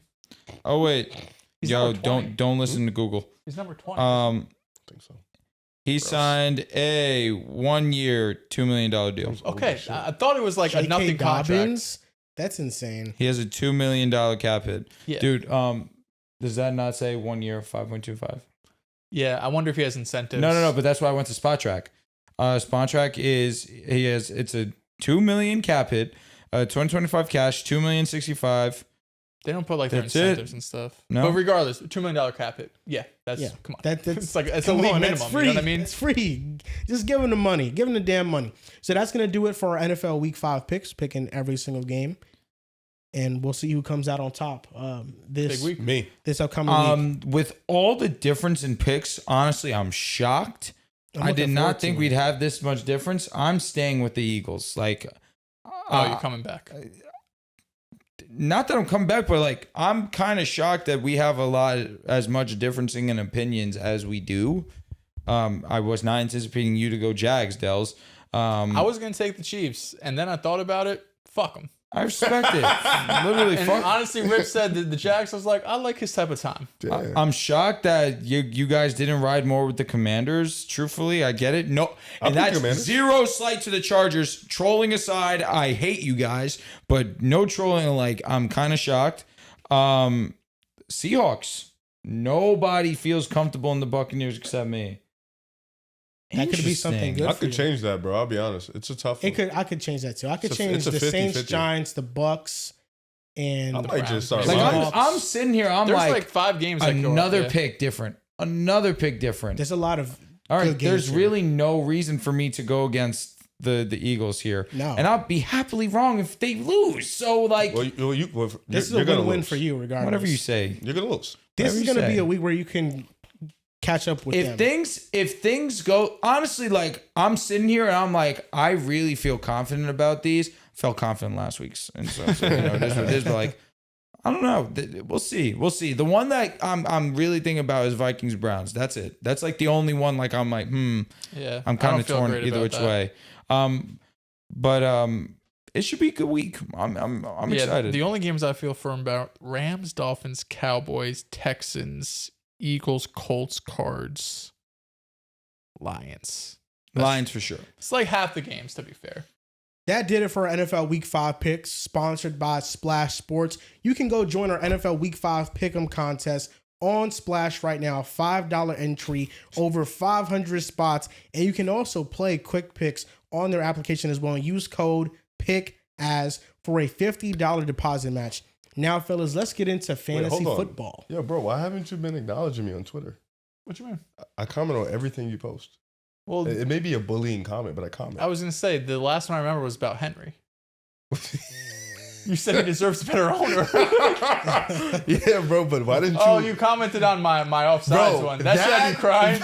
Yo, killed. Cause I'm like, bro, like the Ravens lost, and this is how you're acting, bro. Bro, me and Chelsea were talking about some shit. She was asking me, I think, about like cadence, because like remember last year Dak did like all the here we go Yeah, shit. She was asking me about that.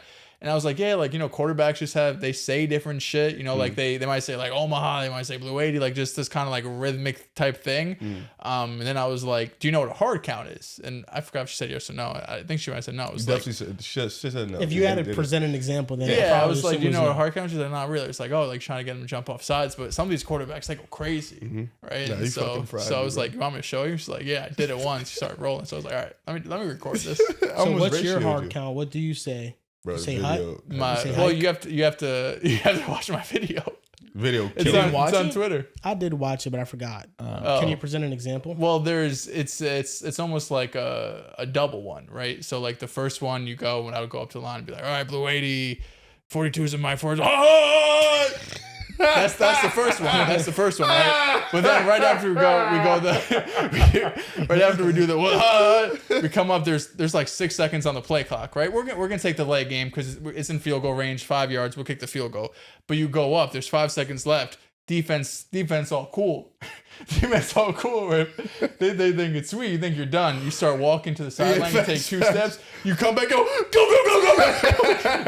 Bro, he has the phone on the floor, so like it looks like he's making mad noise, bro. It was so funny. I'm like, bro, what's wrong with him, bro? Have you ever worked on your hard count or no? I'd probably add some shit like, hey, McDonald's, like some funny shit like that. What? I swear, like, I'd probably add some shit like that. What's your hard count, Drew? I really thought about it too much, to be honest. I wouldn't be a quarterback. You know what I'm saying? What would you be? Wide receiver. You're a diva. Yeah, What? You're a diva. Because I'm petite. That was really like I'm built like Smitty, wide receiver. You are built like. There's not a lot of receivers built corner, like Smitty, wide receiver. Yeah, like that safety. No, I ain't hitting. No. I ain't really trying to hit. Like, you know what I'm saying? So corners, so they can say I remember tackle. I played safety in Pee Wee football, and I gave up a touchdown. I was like, bro, where the fuck am I supposed to be? Like, I'm definitely the type. If I'm a safety, I give up a touchdown. Like, yo, corner, you got to get there. Like, you wasn't supposed to be there. You're like, definitely blaming your teammates. Yeah. For sure. So wide receiver, it's either me or the quarterback, and I'd gladly go in there. Like, do you have a hard count that you want to share? Yeah. Okay. All right. That's okay. Motion over. I'm not gonna let that one get me. Sit there and look up like, ooh, yeah, that's funny as shit. NFL, fantasy football. If I was like having an interview like AJ Brown, right? Like I know me. You saw he kind of fake apologize. I'll go in there like my quarterback ass. Like he don't really give me the ball. Like I need that. Like I feel like that's you what can't do that, bro. You get cut. But what if I was like what's the level of stardom? Antonio Brown.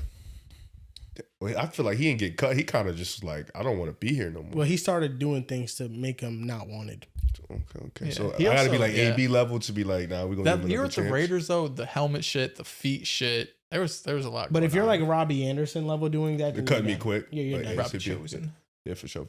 I forgot to mention this earlier, but the Baker and Sam Darnold matchup, classic. I love it. I remember Sam Darnold's rookie year. They actually played Cleveland, and we were gonna win that game. Whenever I talk about the Jets past tense, it's still we. And he had to make that known. Yes, it's still we when I talk about them past tense, because at that time it was we.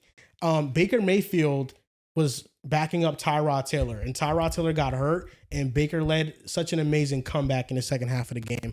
I still hate him to that day for that, man. I thought the Jets had to win, but no, Baker Mayfield has had the advantage in this type of matchup. He has. It's going to be interesting, a battle of the 2018 quarterbacks.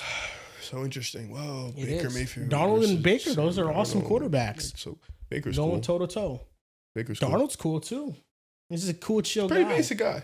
He is. I like him. Yeah, he's a flannel type of guy. Yeah. Plain t-shirt. Red hair, red spiky hair. Some jeans. Flannel type of guy. No, not Just boring. Like he goes to Starbucks, sits down, read a book, and drinks. He's not high maintenance. He's low maintenance. Darnold. Darnold Bucks is what I call him because he's money. He really had mono. He did, and then he beat the Cowboys. Shit kind of crazy. Yeah, he did. He had a great throw. If he never had mono, things would be different in New York. Talk. They could have. Man, only if they were like competent, they could have Sam Darnold. Only if we, you have to say we, you were there at the time. Only if we were competent at the time. Yeah. Because I remember his debut, pick six, first play. That was in Buffalo. Then Detroit. That was Detroit. At Detroit, and then they Across came the back field, and some stupid blew, shit. Yeah, they blew out the lines, and he looked awesome from there. I mean, the Jets' old uniforms were great. They were great. They were the better uniform. You know, these uniforms now are not. They're kind of ugly. I can't believe you don't like Rod Wave. The Gotham City shit is pretty. I like Rod Wave though. Oh, you do? Mm-hmm. I feel like in the car you said some nasty shit like. I think that was like last year, but then I went. Dude, like a week ago. No. I think that was about something else. Cause I like Rod Wave. I have his music. You said that fat dude. No, you I just was like, dude. I think I was talking about his concert. He's always sad about some shit. Yeah, I was just like, bro, like who? Like, that's his point. That's the point. I was just like, yo, how many girls does he actually get? Like, he definitely gets bitches. That's what we were talking about. Hey, definitely. dude, why just come on? Sorry, my bad. Females. He definitely gets females. He definitely does. He that's our conversation. So rich. If you were a female, would you be attracted to him? Probably physical. Nuts. No. Over physical, no. But he's rich. How many females have we seen that are getting with the dude because he's rich? Bro, you'd be a gold digger woman. Well, I'm not saying I would do that. I'm saying there's plenty of women that I asked you if you were a woman. Not my type of. You know what I mean? That's what a lot of women probably think, though. So what if Riv is right and maybe, or do you think he gets a lot of women? How many girls on Instagram with 22,000 followers are flying out for Rod Wave? As much as how much is he'll pay him. You know what I'm saying? He could pay him. He get money. You don't think that he could just do it straight off game? I think it's a few times, but just a few. You know what I'm saying? It's definitely some times where he just starts singing in your ear, and you like. There's so many women that love him because of his music. I believe it. The music. So many men. I wish I could sing. That's me. I can't sing. Yeah, but I pretend I can when I listen to him. So you'd be a gold digging woman. That's nuts. I just said I wouldn't. I just don't believe you anymore. You have integrity. Standards. Yeah, integrity. Where are those standards when you got $10,000 in your face waving at you saying, do whatever the fuck I want you to do?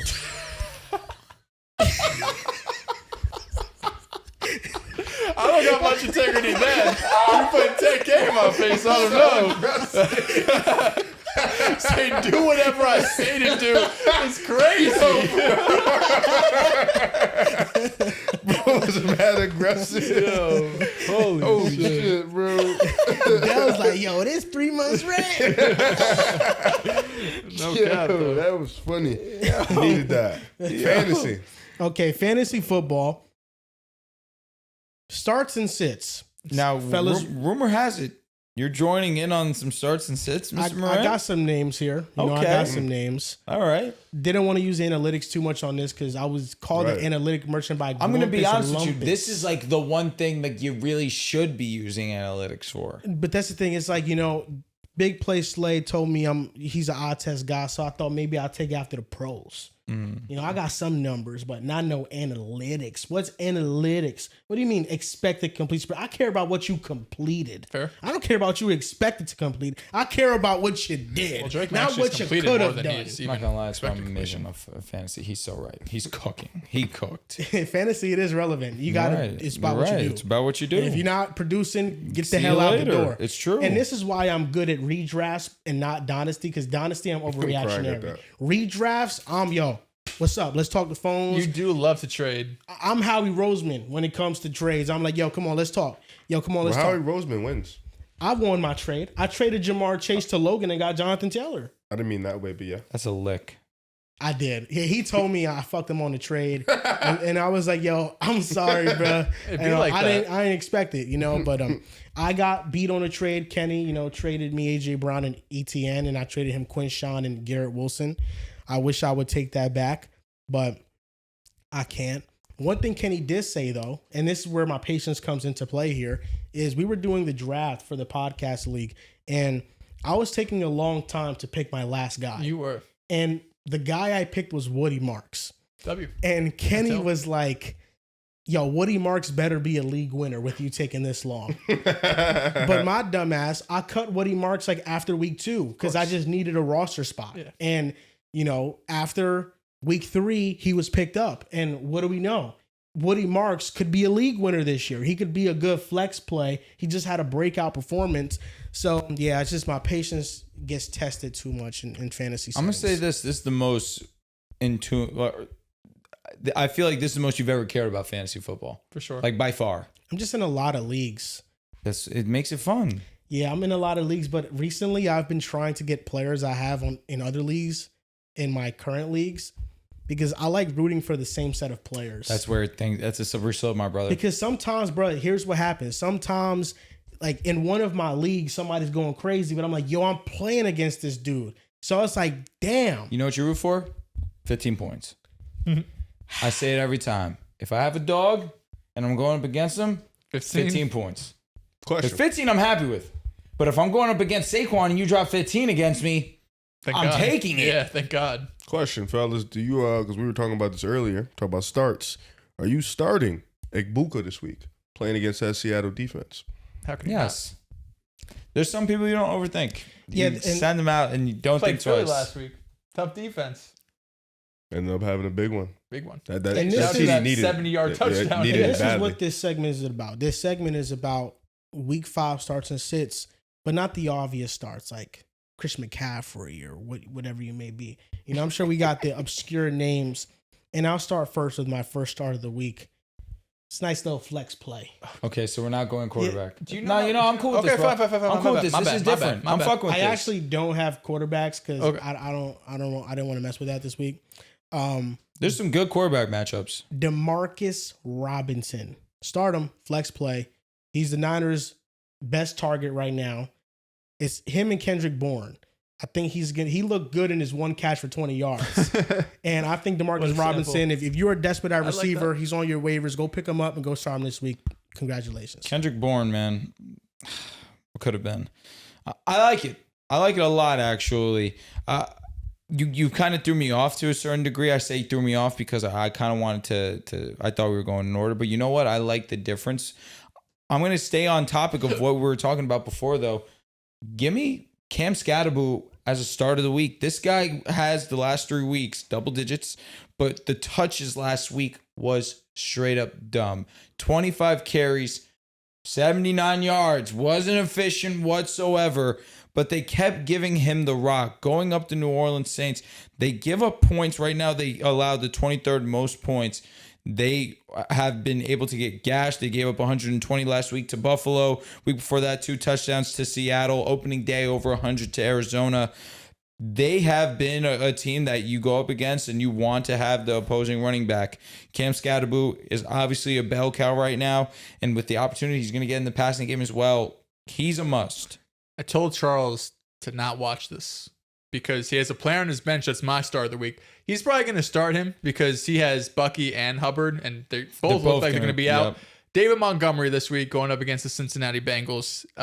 In the vision of like kind of flex plays, who decide. This is a guy that is probably like your RB2, RB3, maybe RB4 in a lot of teams, and he's been up and down, right? He's had a couple of weeks where he's been awesome. He's had a couple of weeks where he struggled, right? And week 1 and week 4 is really where he disappointed you the most. Week 1 was Green Bay, where the Detroit offense was just a shell of itself. That was a game that I think Gibbs did decent in just because he got a bunch of catches. And then week 4 against Cleveland, where Cleveland's defense has been one of the best, if not the best in football. 12. Didn't you have 12 yards, Monty? Yeah. It was like 9 carries, 12 yards. But those are 2 games where one, it's a negative game script against Green Bay. You're coming back. That's Gibbs's role in the third down, kind of 2-minute drill the entire game because you're losing the entire game.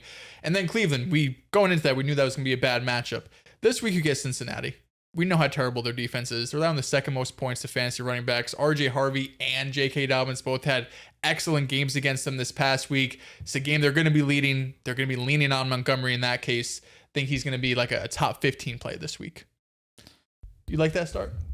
Yeah, David Montgomery gets the Bengals. I love that. The Bengals are. Let me ask you: Bengals are terrible. Was Robinson your only start of the week or start that you had this week? No, Oh, I had okay. more starts, but we can get back to the quarterbacks. So I just checked the schedule. All right, let's hear one. Let's see if we have the same one.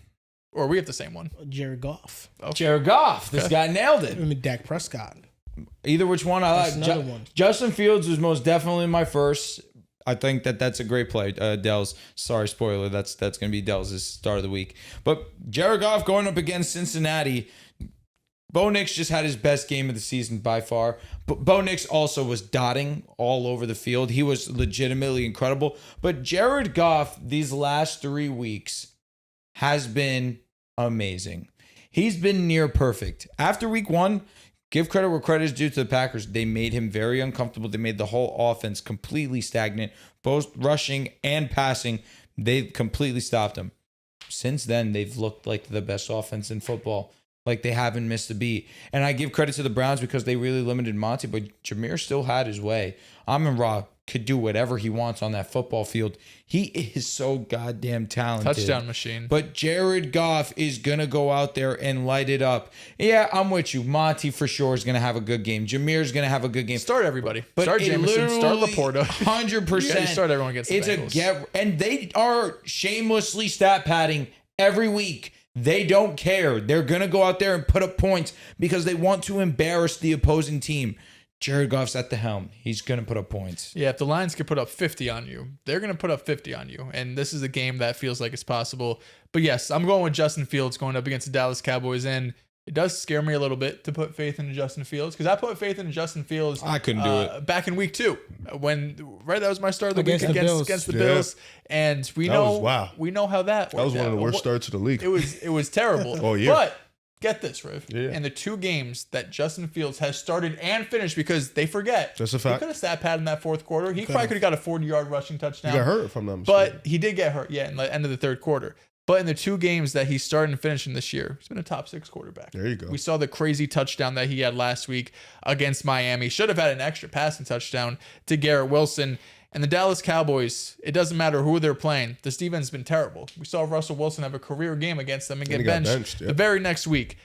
So Dallas, they're allowing the most points to opposing quarterbacks. They are dead last in dropback EPA. Caleb Williams also had a great day against them. Jordan Love in that offense put up 40 points. So I have faith that Justin Fields in this Jets offense gets some things rolling. You pick Jared Goff. You pick Justin Fields. If we're not double picking on Jared Goff, then Dak Prescott, I think, is easy against the Jets. Yep, he was in consideration too. Running back starts. Who do you guys have? I went with Montgomery. Right? Yep, I went with Cam Scatterbo. I also love J.K. Dobbins this week against Philly, but my number one guy this week, it's got to be Cam.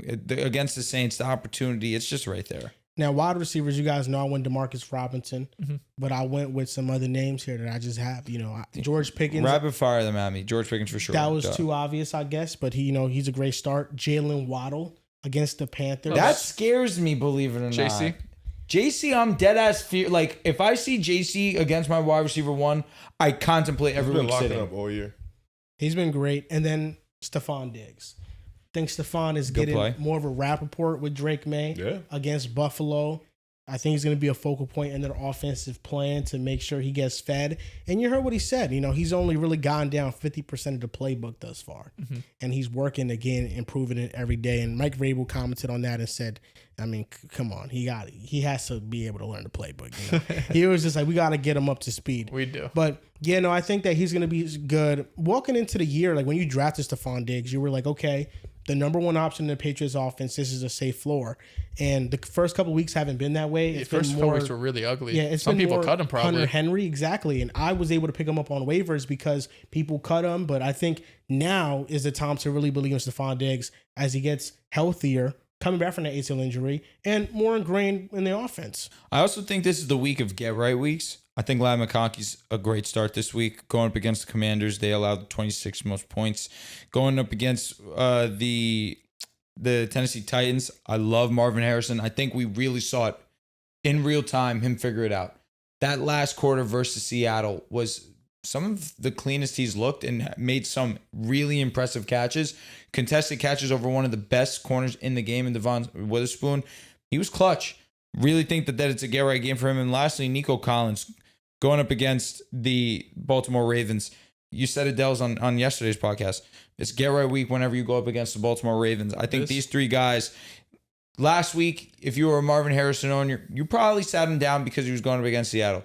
Ladd McConkey, you were underwhelmed because, he's going up against the Giants. You think that he's going to be great. And then they actually end up losing.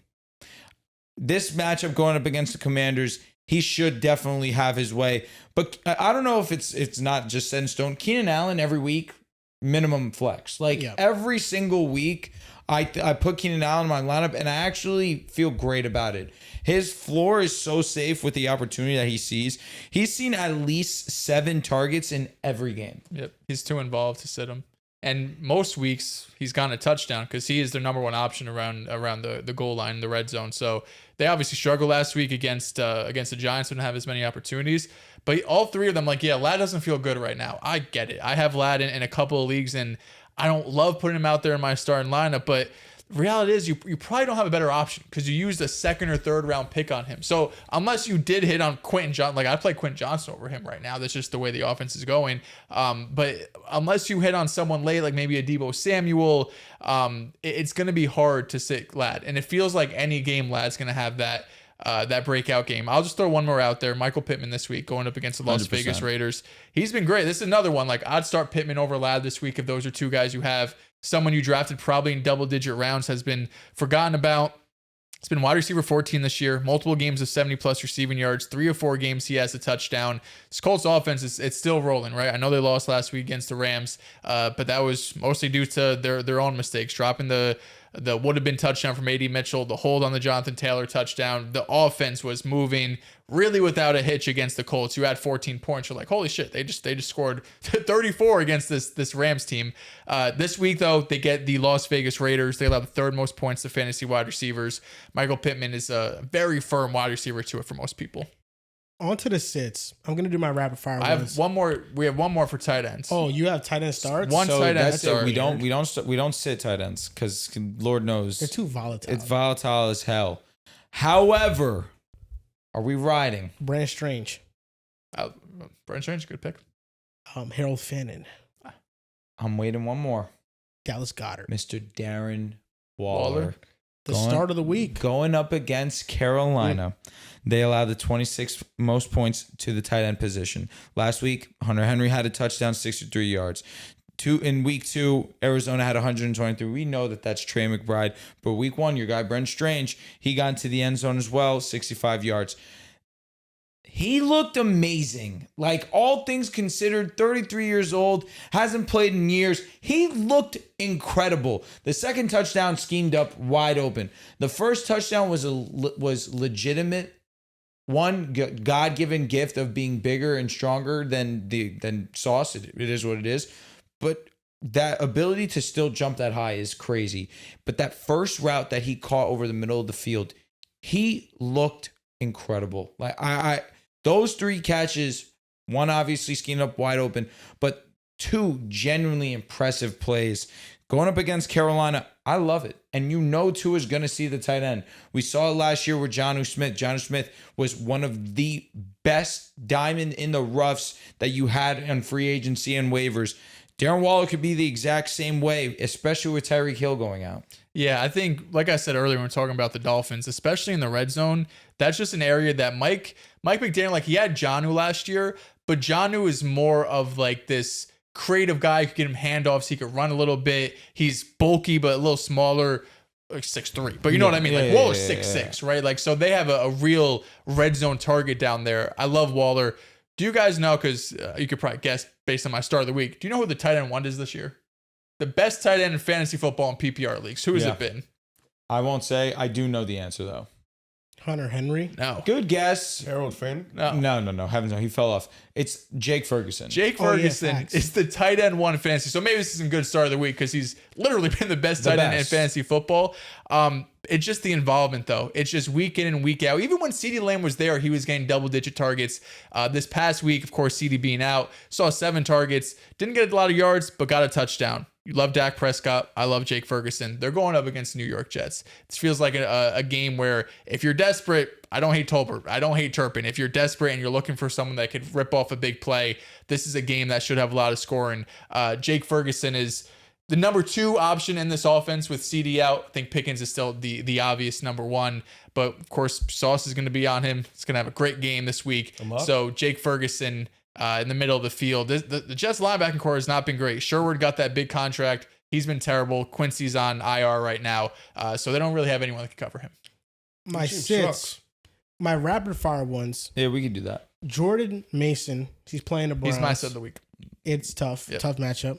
Chase Brown playing the Lions. He's sit of the year. He's cooking because that was my sit. Okay, keep going, Joel. Let's see if you hit. Keep going. And then AJ Brown. AJ Brown's my sit of the week. Okay. You went 3 for 3 on our sits. My wide receiver sit was BTJ. Going up against KC. Still don't love it, man. Until he pops, I'm not going to lie, he's on the pine. I'm in a position where I have this team, and this team on draft day was beautiful. CeeDee Lamb, Tyreek Hill, BTJ, Devontae Adams, Tedero McMillan. Damn. Thank God you got depth. Yeah, no, for real. I now am starting in my flex Trey Tucker. I'm in shambles. Wow. The injuries. Over BTJ. No. BTJ's still starting. This is a deep league. This is a deep league where you start. We have 2 wide receivers. We have 2 flexes. So BTJ's in the lineup. I don't feel great about it. I really don't. It's hard to. He's played bad. And going up against KC, Trent McDuffie, like we got to start being creative with how we use PTJ. And just BTJ has to be better overall. So until he shows me I'm sitting him. Yeah, I'll just throw out my quarterback sit because my running back sits Jordan Mason going up against Cleveland. Your quarterback sit was whack. Quarterback sits Bo Nix going up against Philly. I think after last week he was quarterback 5 on the week, I believe. Finally had that breakout game that we've been waiting on. But this week going up against Philly, I know their defense hasn't looked as dominant as it had last year. Last year, to be fair, they were historic, so it would have been a lot for them to do that back-to-back years. But they have had moments in all of these games, but specifically the last 2 games, where they've just said, all right, enough's enough. Let's shut shit down. First half against the Buccaneers, the Bucs offense could not do anything. They had 7 points going into halftime, I believe, or maybe it was even less than that. But they did nothing on offense. And then in the second half against the Rams, we're getting blown out going into halftime. In the second half, you're not scoring on us. So the Eagles have yet to put, I think, like a real complete game together defensively, even though they did a great game against the Chiefs a few weeks back. They haven't completely hit their peak yet. But they're going up against the weakest offense they've played so far too, right? Like this Broncos offense outside the running game, which has looked good. Down to down success rate hasn't been beautiful, but Dobbins has looked good. He's looked explosive. Same thing with Harvey. He gets involved in the passing game there. But going up against Bo Nix, he's mistake proof, not mistake proof, excuse me. He makes mistakes, right? Like he is prone to have some turnovers. So just to throw some names out there, I have a 2 QB league where I have Drake May, I have Kyler, and I have Bo Nix. The last few weeks, I've been starting Bo Nix and Drake May. Kyler's been on my bench. This week, he goes up against Tennessee. I'm starting him over Bo Nix. So try to give you like kind of a range of who I'm thinking of, but I'm not expecting high things from Bo this week. I don't hate the Kyler over Bo. Tennessee's Tennessee. I don't know, man. I think Bo can have a good game. That's also me being a diehard Broncos fan. I'm starting him in our main league, so I hope I'm wrong. But I'm holding my breath. 2 starts I don't love this week. I don't love Baker going up against Seattle. Thank you. I don't love Baker going up against Seattle. And then it's going to be like this every week until he figures it out too. Trevor Lawrence right now is the quarterback 26. He's been at a point where he could be on waivers. And the only reason why he's not on waivers in 2 quarterback league is because it's a 2 quarterback league and you don't have you don't have starting level caliber players on the waiver, especially in 2 quarterback leagues is what I'm saying. But going up against KC's been very unforgiving against quarterbacks. And Trevor Lawrence has been pretty miserable so far in fantasy football. He had a strong week 2 against Cincinnati. If he didn't, that would be concerning. But even still, he had 3 touchdowns, 2 INTs. He finished with 19 fantasy points, but last week versus San Fran really didn't do it that great. Against the Texans, I don't have to tell you, he put up less than 10 fantasy points. He's been brutal. He's been really tough in fantasy football and in real life. But in fantasy football, especially going up against KC in primetime, he's got to prove it to me. And the last fantasy thing we'll talk about, just some quick buy or sells. These are just players I like that if I was in a fantasy league, which I am in multiple, I'm trying to get these players. Javonte Williams, I'm trying to get him. I think what he's doing is pretty sustainable. He's the workhorse. He's getting a lot of touches, averaging 5 yards per carry. And Jaden Blue should be active this week. Miles Sanders is banged up, so I'm just going to see if he could cut into any work. Yeah. He has some juice. Because right now, Javonte seems like he has a lock on things. Chris Olave is second in expected fantasy points per game, and he's tied second right now in the NFL in targets. Yeah, that's why it's expected. He's getting a lot of targets in his offense, and I think every week he's just been a safe play. I don't think he's had a terrible week yet. He's a firm wide receiver 3. Wide receiver 2. I like Chris Olave. He's good, and I think that Chris Olave. You feel good if he's your 2? No, I feel all right. Feel good if he's my 3. I feel all right. If he's my flex, I feel amazing. Targets. I'm only feeling okay if he's my 2. If I have Puka, Amon-Ra, like that's only the way I feel comfortable. If he's my 3, I'm feeling. If he's my 3, I'm hitting the folks. But he's a low end number 2. I think Chris Olave. Brian Thomas Jr. you can maybe get him low right now. You can, I mean, as low as it possibly gets. Yes, I think that you should try to take advantage of that. Your league mates might be lower on him. Can I throw some names at you? Yeah. For Brian Thomas, because I agree. I think Brian Thomas is a buy low, but I feel like most of like the fantasy world, people are smart these days, right? So they might, like everyone wants to trade for Brian Thomas, but people actually want to trade him away. So would you trade these receivers for Brian Thomas? Would you trade Igbuka for Brian Thomas straight up? No. Something you got to think about. If I'm the BTJ manager trying to get Igbuka, I'm thinking about, yes, give me Igbuka. I think that BTJ can go on a run. I think BTJ, something you think about, you have to think about the Buccaneers when Mike Evans comes back healthy, and it's Mike Evans, Chris Godwin, and you also have Igbuka. You just don't play like this and get somehow magically phased Igbuka out. Involved. Like they'll keep him involved. He's played like too Baker, well. like he loves him. Like he sees this kid and realizes the connection. He's is there. the truth. No, he's awesome, but I think Brian Thomas Jr. is still number He one is. He's amazing. in targets with the Jaguars. And really, a lot of his struggles are his own. I know people want to blame Shane Waldron, blame Trevor Lawrence. That's easier. Brian Thomas Jr. is just dropping passes. I mean, he would have big time performances if he just caught the ball. Last week, he had a catch where he didn't drag his second foot in bounds, and there was so much space to do it. So much space. So I think Brian Thomas Jr. is bound to pop. They're going to keep using him in the offense. But as of right now, like if I'm a 1-3 team and I need a win right now, of course, I still go Igbuka. All right, so quick hitters: Cortland Sutton, BCJ, okay, Garrett Wilson, Garrett Wilson.